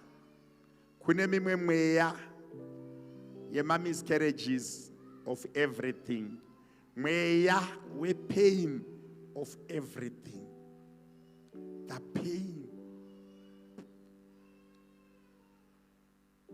Okay. 1. Ndoda kuti pauri papo simba raMwari ringokubata. Tizive kuti denga riripo, watendere vaite zvavanoda newe. Ingotendera Mweya Mutsvene kuita zvavanoda newe. Pane zvandaparidza, pane zvandisina. Kune vamwe ini ndaparidza zvimwe, Mweya Mutsvene akakuzarurira zvimwe. Nekuti paunonzwa zvimwe panovhurika zvimwe.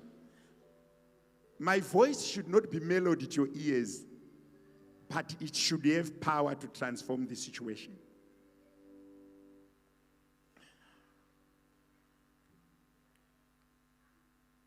Pauri papapo. Okay. Muzita raJesu. Ndiri kuregedzera simba. Ngatibve patakagara. Muzita raJesu. Ndiri kuregedzera simba. Kwetera Mweya Mutsvene ngaangoita zvimwe zvinhu newe nhasi. Baba, muzita raJesu ndaregedzera simba paaritari. Munhu wese ari paota. Nezita raJesu. Baba, ota ingaireme kumira kana usina chawinacho. Ota ingairemere vanhu vasina varume. Muzita raJesu.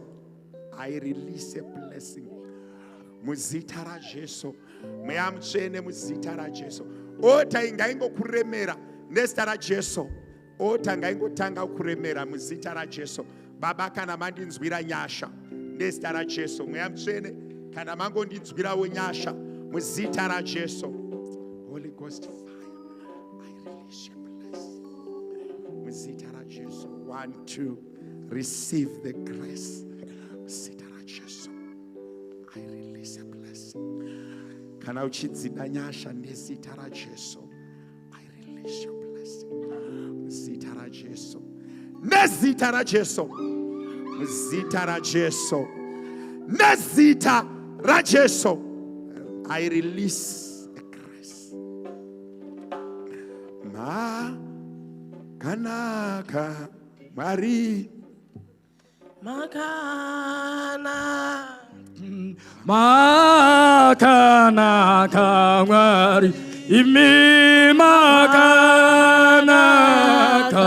Makanaka Mari. Jesu makanaka. Imi makanaka. Makanaka Mari. Mari wedu makanaka. Makanaka. Makanaka.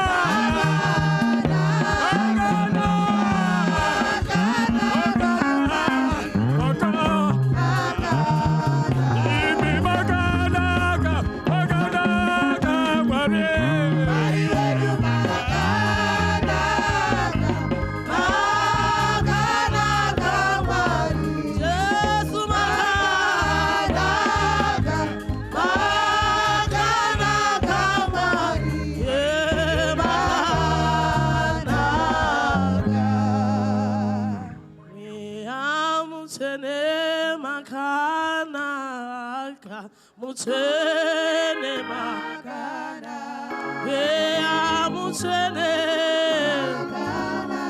Ea Mutsene, Ea Mutsene, Ea Mutsene, Ea Mutsene.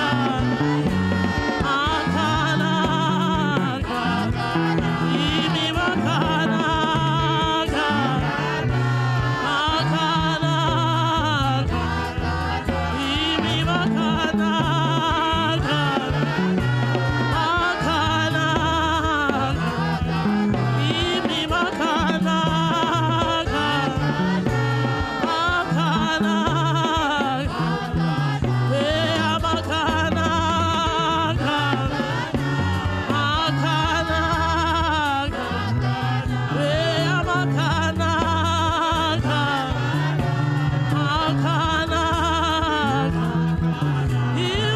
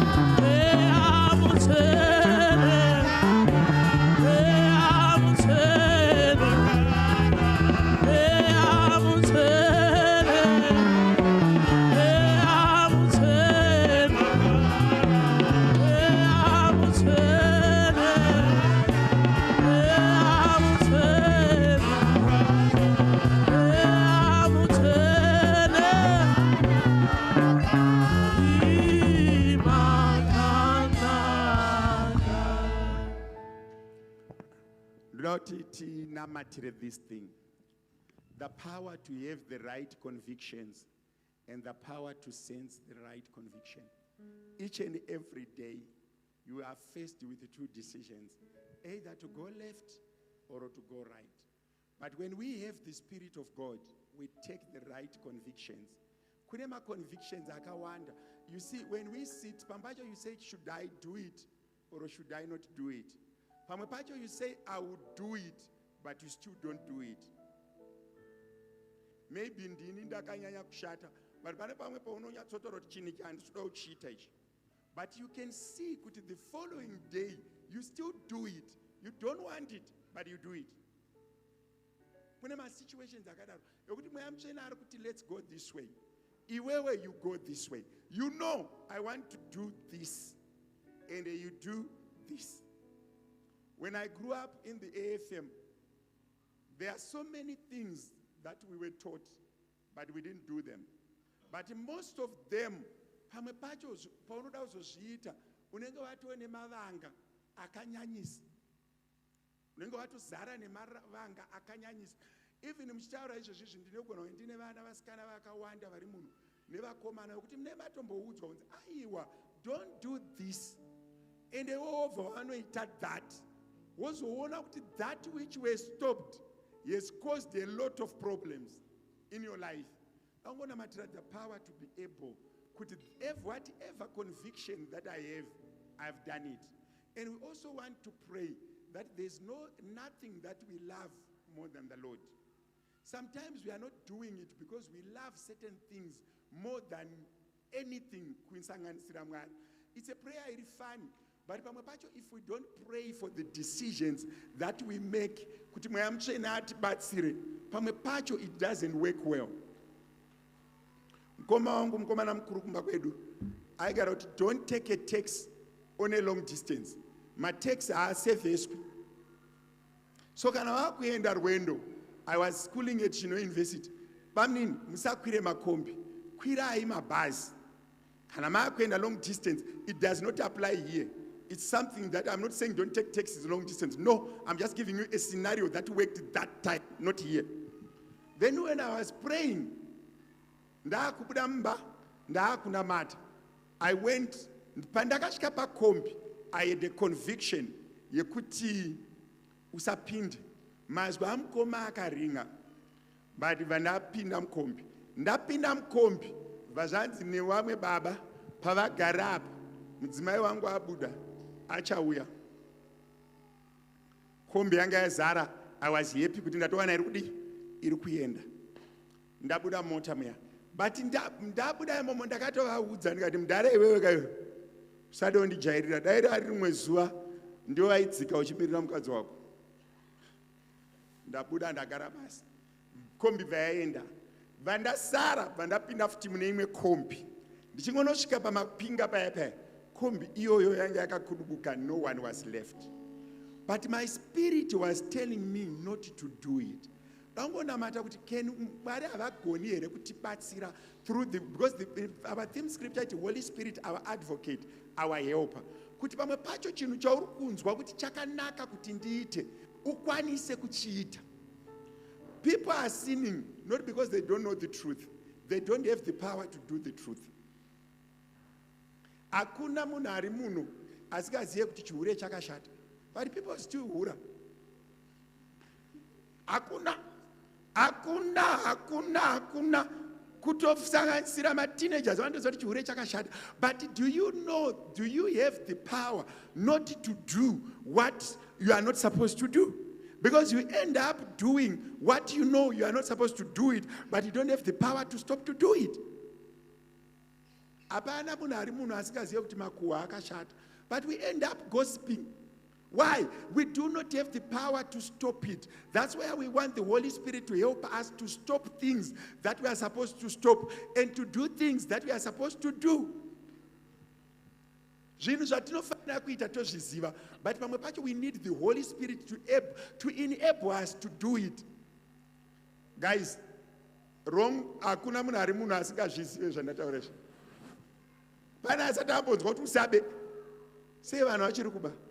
They don't have the power to not to do it. And vamwe vacho they purpose in their hearts, gore rino, I'm not going to do it. In February, in March, in April, I'm going to matter the power. That the conviction, the good information that we have been taught, may the Holy Spirit help us to do it. Not that we hear it and we don't do it. Tingonamata. Ngoti mayamchene ndibatsireiwo ndigone kuita zvandinofanira kudi kuita. Munoziva kuti church ino iyi titorine ma-challenges ekuti hatisi kukwanisa kusvika patinofanira kukwanisa kusvika because vanhu havasi kuita zvavanofanira kuita. Kungonamatira that grace. Vanhu vese vanozoti mukadzi haarohwi, but vanhu varungobanwa mudzimba umu ndokurova ndokuuraya wapedza dhimoni raenda kuti but God, why did I do this? Ndini ndega ndakambozviita kuti unoita chinhu uchingopedza hana yako bva yati pa, you feel guilty. Ukada uzoti fambe 2 weeks later you repeat again. We want the Holy Spirit to help us. The convictor that when you know it's wrong or when it's right to do. Ndakambodzidziswa na-overseer Chivenge vakati if there's one thing that you know is good to do it before you think twice, because when you think twice you are giving the devil to feed you with information. When you know, ndakaona nema-pledges ekuchurch, ndikapledja ndikaita 2 months ndisandaita watowarairwa, I pledge and fulfill, because the longer the time is zvakudependa necharacter. Umwe anobva atokanganwa. So if you have capacity and you need to do something, don't wait until tomorrow. Do it. Tanga kuita. Mweyamchene ngaakubatsire utange kuita zvinhu zvinokunetsa wozopedzisira kuita zvinhu zvakakurerukira. Kana kuchengeta mai iriyo dambudziko rako, tanga nekupaya mai, because chikafu chazongotenga. Kana chiri chegumi iriyo dambudziko rako, tanga nekubuditsa ichocho wozvimwe, because even zvimwe zvinhu zvaunogona uchangozoita zvausati wakugona ndo zvaunofanira kutanga kuita. Ndakadzidziswa nemumwe munhu zvikanzi ukaona kuti chinhu chausi kuchigona, tanga kuita ichocho wozoita zvaunogona after. Ombonamatira the power to do good. May the Holy Spirit help us just to do good. Ungokwanisa kuva a partaker in the house of God, a partaker in your family. Kuna izvozvi kuna anamai hobho varufunga kuti mufundisi vari kupemha chegumi. Ndiri kutokukumbira, kuna anamai vari stubborn, havadi kubika, havadi kugeza. Vatori stubborn. 8 dzikangokwana, I'm forgiving myself. Atorara.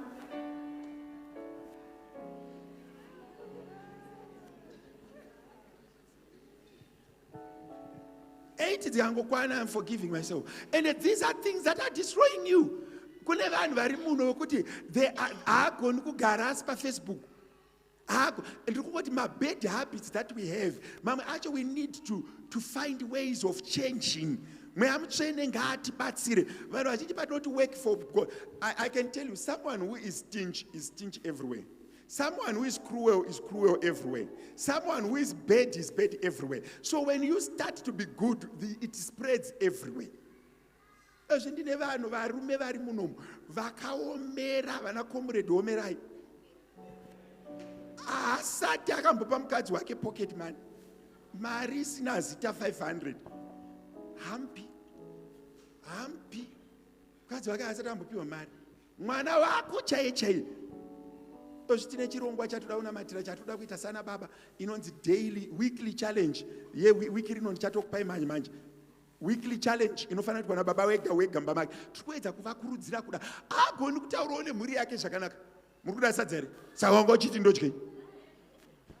Tibikei mukadzi mukuru auzvi zvinobikwa. That spirit kuti Mwari ndibatsireiwo ndingogona kutaura zvakanaka. Simple stuff, kungobatsirika pazvinhu, kungobatsirika kungogona kuti Mwari convict me ndingoita munhu anobata mukingdom yenyu, ndibuditse zvibereko zvemweya mandiri, peace, love, kindness. That thing ndo yandiri kukukumbira as your last prayer muchurch. Just the last prayer, just being good. Ndiri kufunga kuti mbotumira mari kumusha ndiri bhengi ingotaura zvakanaka, ingawani mari yakapera, tinogona here kuzoita next month, kana kungoti mari yacho handina. mweya wangu uri kuti mune vanhu vari muno vakabatirwa makomborero avo nezvinhu zviri nyore zvavanogona kungoita kuti upenyu uite zvakanaka. Can we pray? Chimbonamata iti mweya mutsvene ndibatsirei kuita zvakanaka zvandinofanira kuita. Mweya mutsvene ingonamata iti Mwari ingondibatsiraiwo kungoita zvakanaka zvandinofanira kuita. Mwari kunyange zvakaoma ndibatsirei. Mweya mutsvene ndibatsirei kuita zvakanaka, that I become part of your kingdom, I become part of your vine, I become part of your house, I become part of your house. Chimbokumbira nyasha uti mweya mutsvene I want ndisaite muiti wenharo, ndisaite muaccuse vevanhu, ndisaite murwi. Chingonamata uti Mwari mweya mutsvene ndibatsireiwo kuita zvakanaka. Mweya mutsvene ndibvisireiwo mweya wekuita zvakaipa mandiri. Ndiri ndega ndiri kutadza, asi mweya mutsvene ndibatsirei. Chingonamata, chingonyengetera munamato iwoyo. Teenagers, pray that you are able to do good, that you do what you are supposed to do, to have that spirit to do what you are supposed to do without fighting the spirit, without fighting God, without fighting God's principles. Ingonamata uti Mwari handidi kurwa nemaprinciples enyu, handidi kurwa nebasa renyu, handidi kurwa neupenyu hwangu, handidi kurwa neupenyu hwevana vangu, handidi kurwa neramangwana rangu. Ndibatsireiwo kuita zvakanaka. Chingonamata ukumbire nyasha dzekuita zvakanaka. Chingonamata ukumbire nyasha dzekugarisana. Chingonamata ukumbire nyasha dzekugarisana. Chingonamata ukumbire nyasha dzekugarisana. Mweya mutsvene ngaakupe nyasha dzekugarisana, ngaakupe nyasha dzekumunzwa. Hallelujah. Do you know kuti kungoita zvinhu unoita pamwe pacho 2026 Mwari ngaangokubatsira urege kurwa nemaprinciples aMwari. Just follow principles as simple as that. Gara yenyu pasi. Tisati agara pasi ndakubva ndakudismissai. Matriculants, all those that are writing matric today this year, all those children writing matric, na baba magwenzi vanenge vachinyora matric. My matriculants, children that are writing matric this year, we don't have even one matric this year. It has never happened since 2016. People writing matric this year, can I pray for you? All children writing matric this year, matriculants, anaiva nangu hatingakumirirezve imi ndimi mutori neenergy ngoti kavara muye. All matriculants, come forward. Those that are writing matric this year, come forward. All those that are writing matric this year. Vana baba nana amai, vana baba nana amai. This is a very, very, very defining moment of life. We really need them not to be disturbed. We really need them not to stumble. We need to declare a blessing. Vanyore zvakanaka. Kana musina kunyanya kuomerwa, matric, it's a year that you seed for your children. Pane chinhu chokuti kana mweya wakada kurwa naye, unofanira kuwana uye paine heavenly principle inomumiririra. Vamwe vacho anogona kuita zvakanaka kusvika second year, kusvika second term, obva aita baby. Pfungwa dzese dzobva dzatorwa nebaby. Achingopedza kunyora varamuramba. I'm telling you, I've seen many people just kana kungoitika rufu mumhuri, then the child is distracted. Pano mwana ndakanamatira aitotadza kunyora, akangoinvolvwa muaccident, ana kukuvara, but makuvarire akaita vanhu vanga vari mumota imomo zvakamudistract akatanga kuhallucinata. Achingopedza kunyora, hallucination.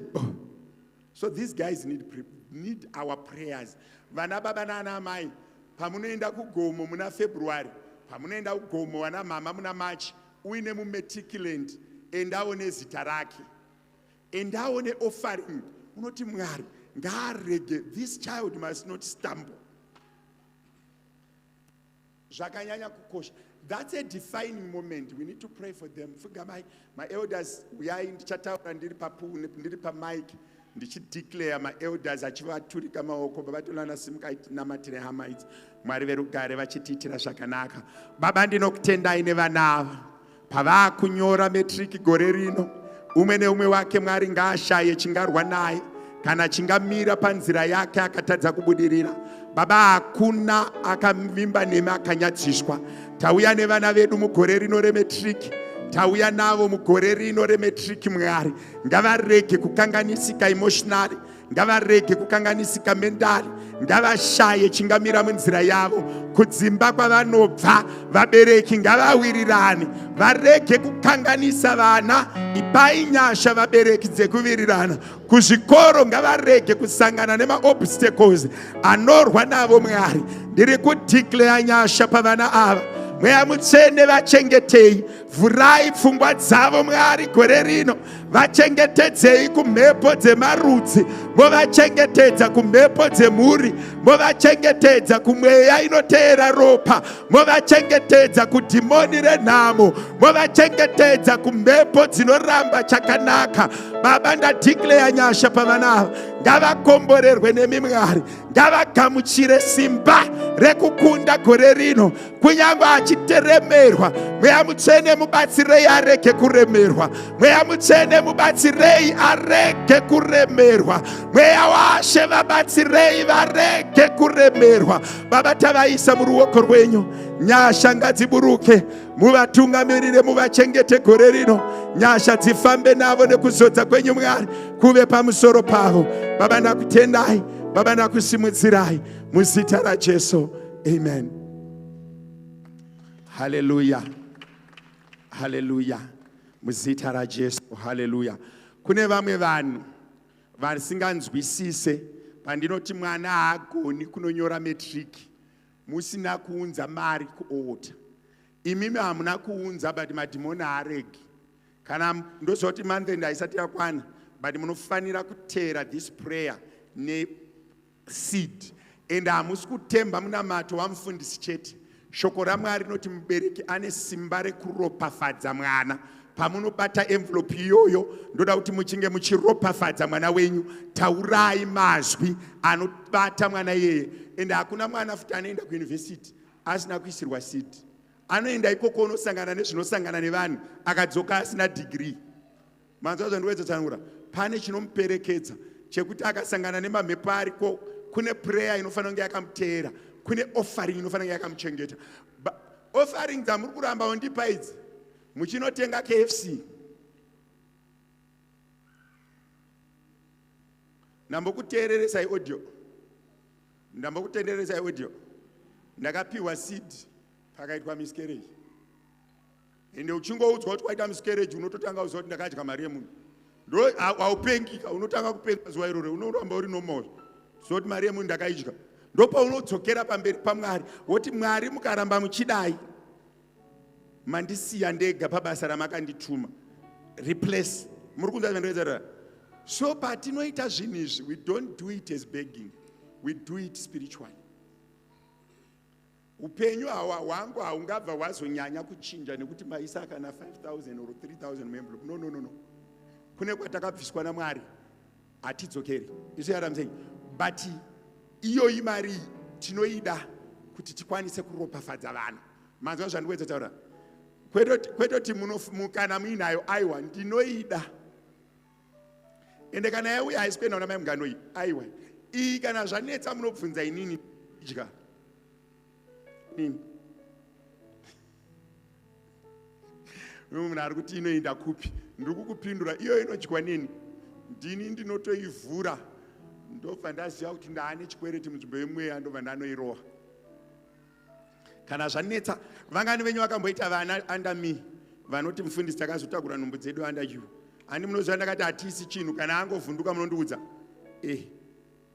Angovhunduka munodzoka kwandiri, ndindamuropafadza, ndindakanamatira nhumbu yacho, munodzoka futi kwandiri. Mwari verugare vachidi vachikudzwa. Anditika zvichitiitira zvakanaka. Yo, our weekly challenge yatinayo yana baba vese anopinda paRuda Port. You are challenged to walk at least 2 kilometers with your wife. Atizi which day. munozongotisira mapicture pagroup muchifamba. So this is our weekly challenge. Men's fellowship, we want you 2 kilometers. Muchifamba muri 2. Amiendi nevana. Munofamba muri 2. 2 kilometers. Even Mchira complex, even Mchira say, every week will give you something to do. Next week challenge every man unofana kugadzirira mwana wako lunch box yekuchikoro. One day, just one day. Yeah, this week is 2 kilometer walk. Yeah, next week it's lunch box. Vana mai msambo jaidze munhu itimfundisi what? One day pashondo, just one day. Unomuka, wogadzira lunch box, you supervise your children, you take them to school, your wife must be sleeping. So that you know that it's your children. And it's vana vako. So this week, 2 kilometers namai, tachika kutanga nevana. Next week, baba vese. Kana muchingori nemwana anaenda kuchikoro, the challenge. Kana mwana musina mwana anaenda kuchikoro, the challenge. You prepare a meal for your wife, you save here akagara. But kana wine mwana, it's lunch box day. This week it's work week. Next week it's lunch box day. Unotongo muka wogadzira atidi munhu anotenga chikuti oima 50 rand nemunotenga kuchikoro. No, gadzira lunch box. Uzive kuti inogadzirwa sei. My Magunda, next week, one day, Baba anomuka wogadzira Kisha na Keila, wobva waita make sure kuti vageza vapfeka musipo. Atidi vakadzi vanochita.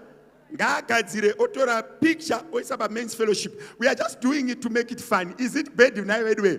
Kereka ya Jesu, is it a bad thing? Is it a bad thing? So this week, it's walk week. 2 kilometers. Akaramba mdzimai wenyu kufamba. Pa wiki ratichati chocolate week, akaramba kufamba mutengere 50 chocolate. Angarambe zvese.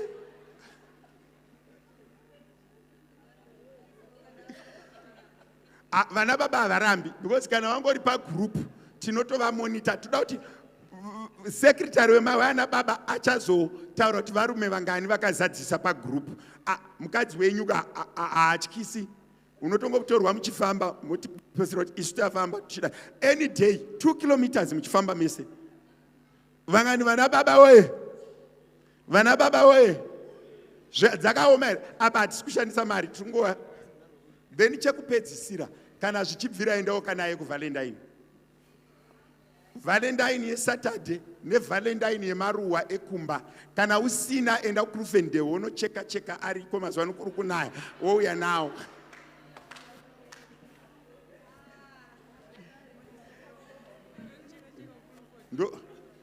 Kana musina mamasinire mari dzisi kukwana mongoenda musango mongonocheka woti fembera ndinei fembera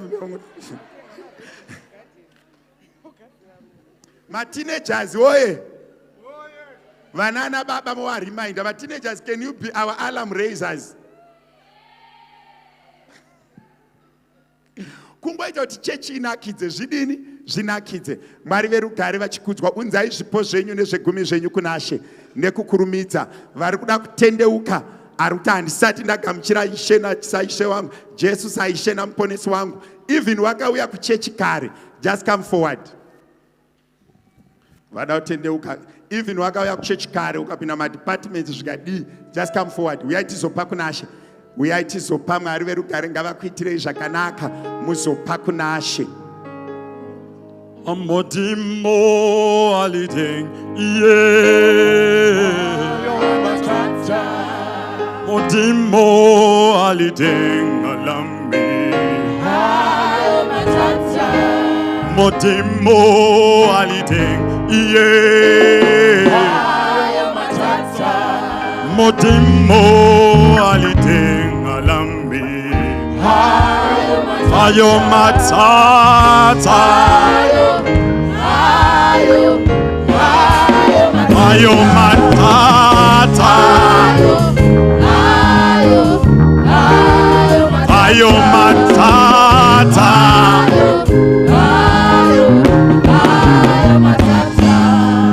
Ukololwa mindo nyuka nalo.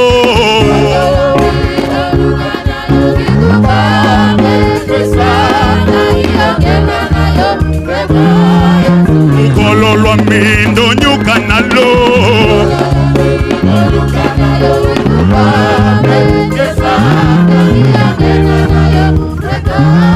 Otimo alite.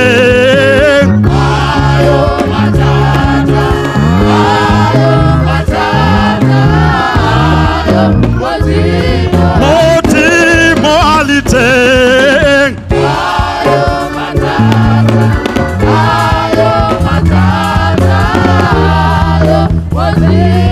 Otimo alite.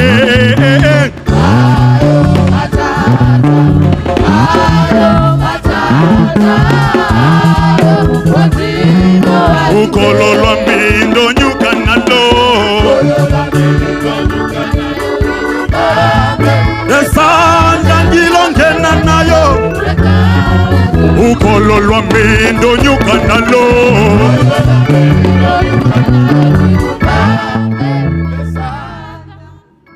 Simudza maoko. Mwari wekudenga, ndinokugamuchirai saishe namuponesi wangu. Nyasha dzenyu Mwari nekuzodza kwenyu Mwari ngazvive pamusoro pangu. Kubva nhasi ndakutorai saishe wangu namuponesi wangu. Ndaramba zvimwe zvose muzita renyu Jesu. Amen. Mwari wekudenga, muzita raJesu tamuisa muropa renyu nemusimba renyu. Aita sarudzo yakanaka kubva kune imwe nyika achiuya kwamuri. Muzodzei mumufudzei. Munoti vatumwa vekudenga vanopemberera panotendeuka umwe wedu. Ngavapemberere, vatenderedze upenyu hwake ushanduke, aendeswe kune imwe nzvimbo yekutenda yaanga asina, nesimba rekurarama riwedzerwe nekuti amamuri. Maita enyu Mwari nekuunza mukomana wayo kwamuri, mumuchengete, mumuropafadze muzita raJesu. Amen. All right. We almost to the end of our service. Vana baba vese ande yuko. Vana baba vese muda kuonekwa nana baba. My ladies ese and kuda kubatirana, and there is work that they need to do as ladies.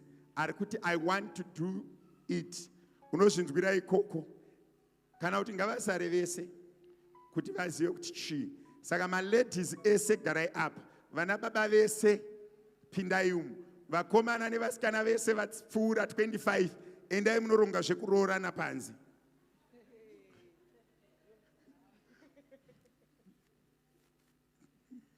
Ma-teenagers endai munosheya ma-homework.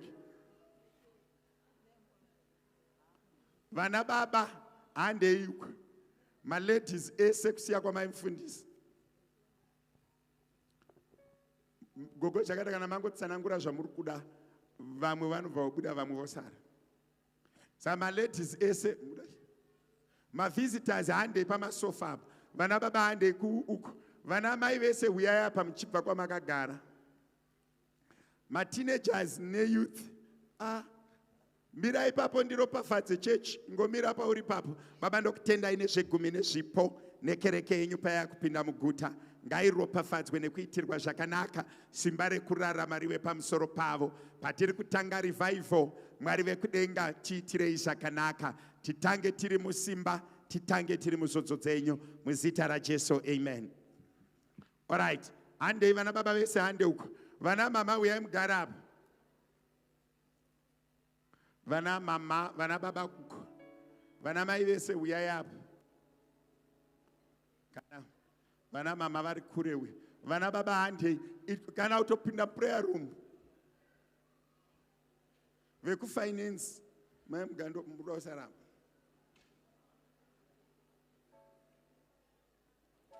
Vana baba vose.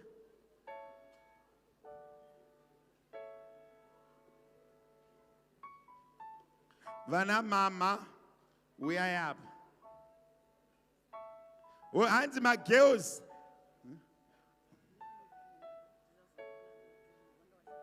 All right. Vana my girls, my tolana vada kuonai. Vaskana hands sarai vakomana dololo. Vaskana my girls, my tolana vada kuonai. Kwirai kumsoroko.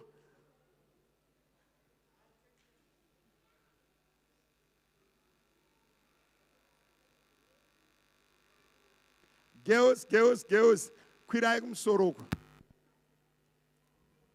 Wana mama, ma teenagers, budai panze.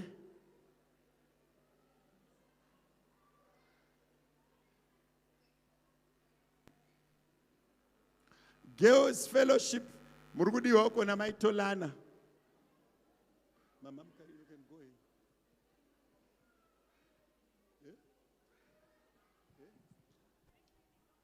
All right, veseve cleaning kana mapedza mozoona maimfundisi na maimgando nai. Mozoona maimfundisi vada kuonai. Vese varoshanda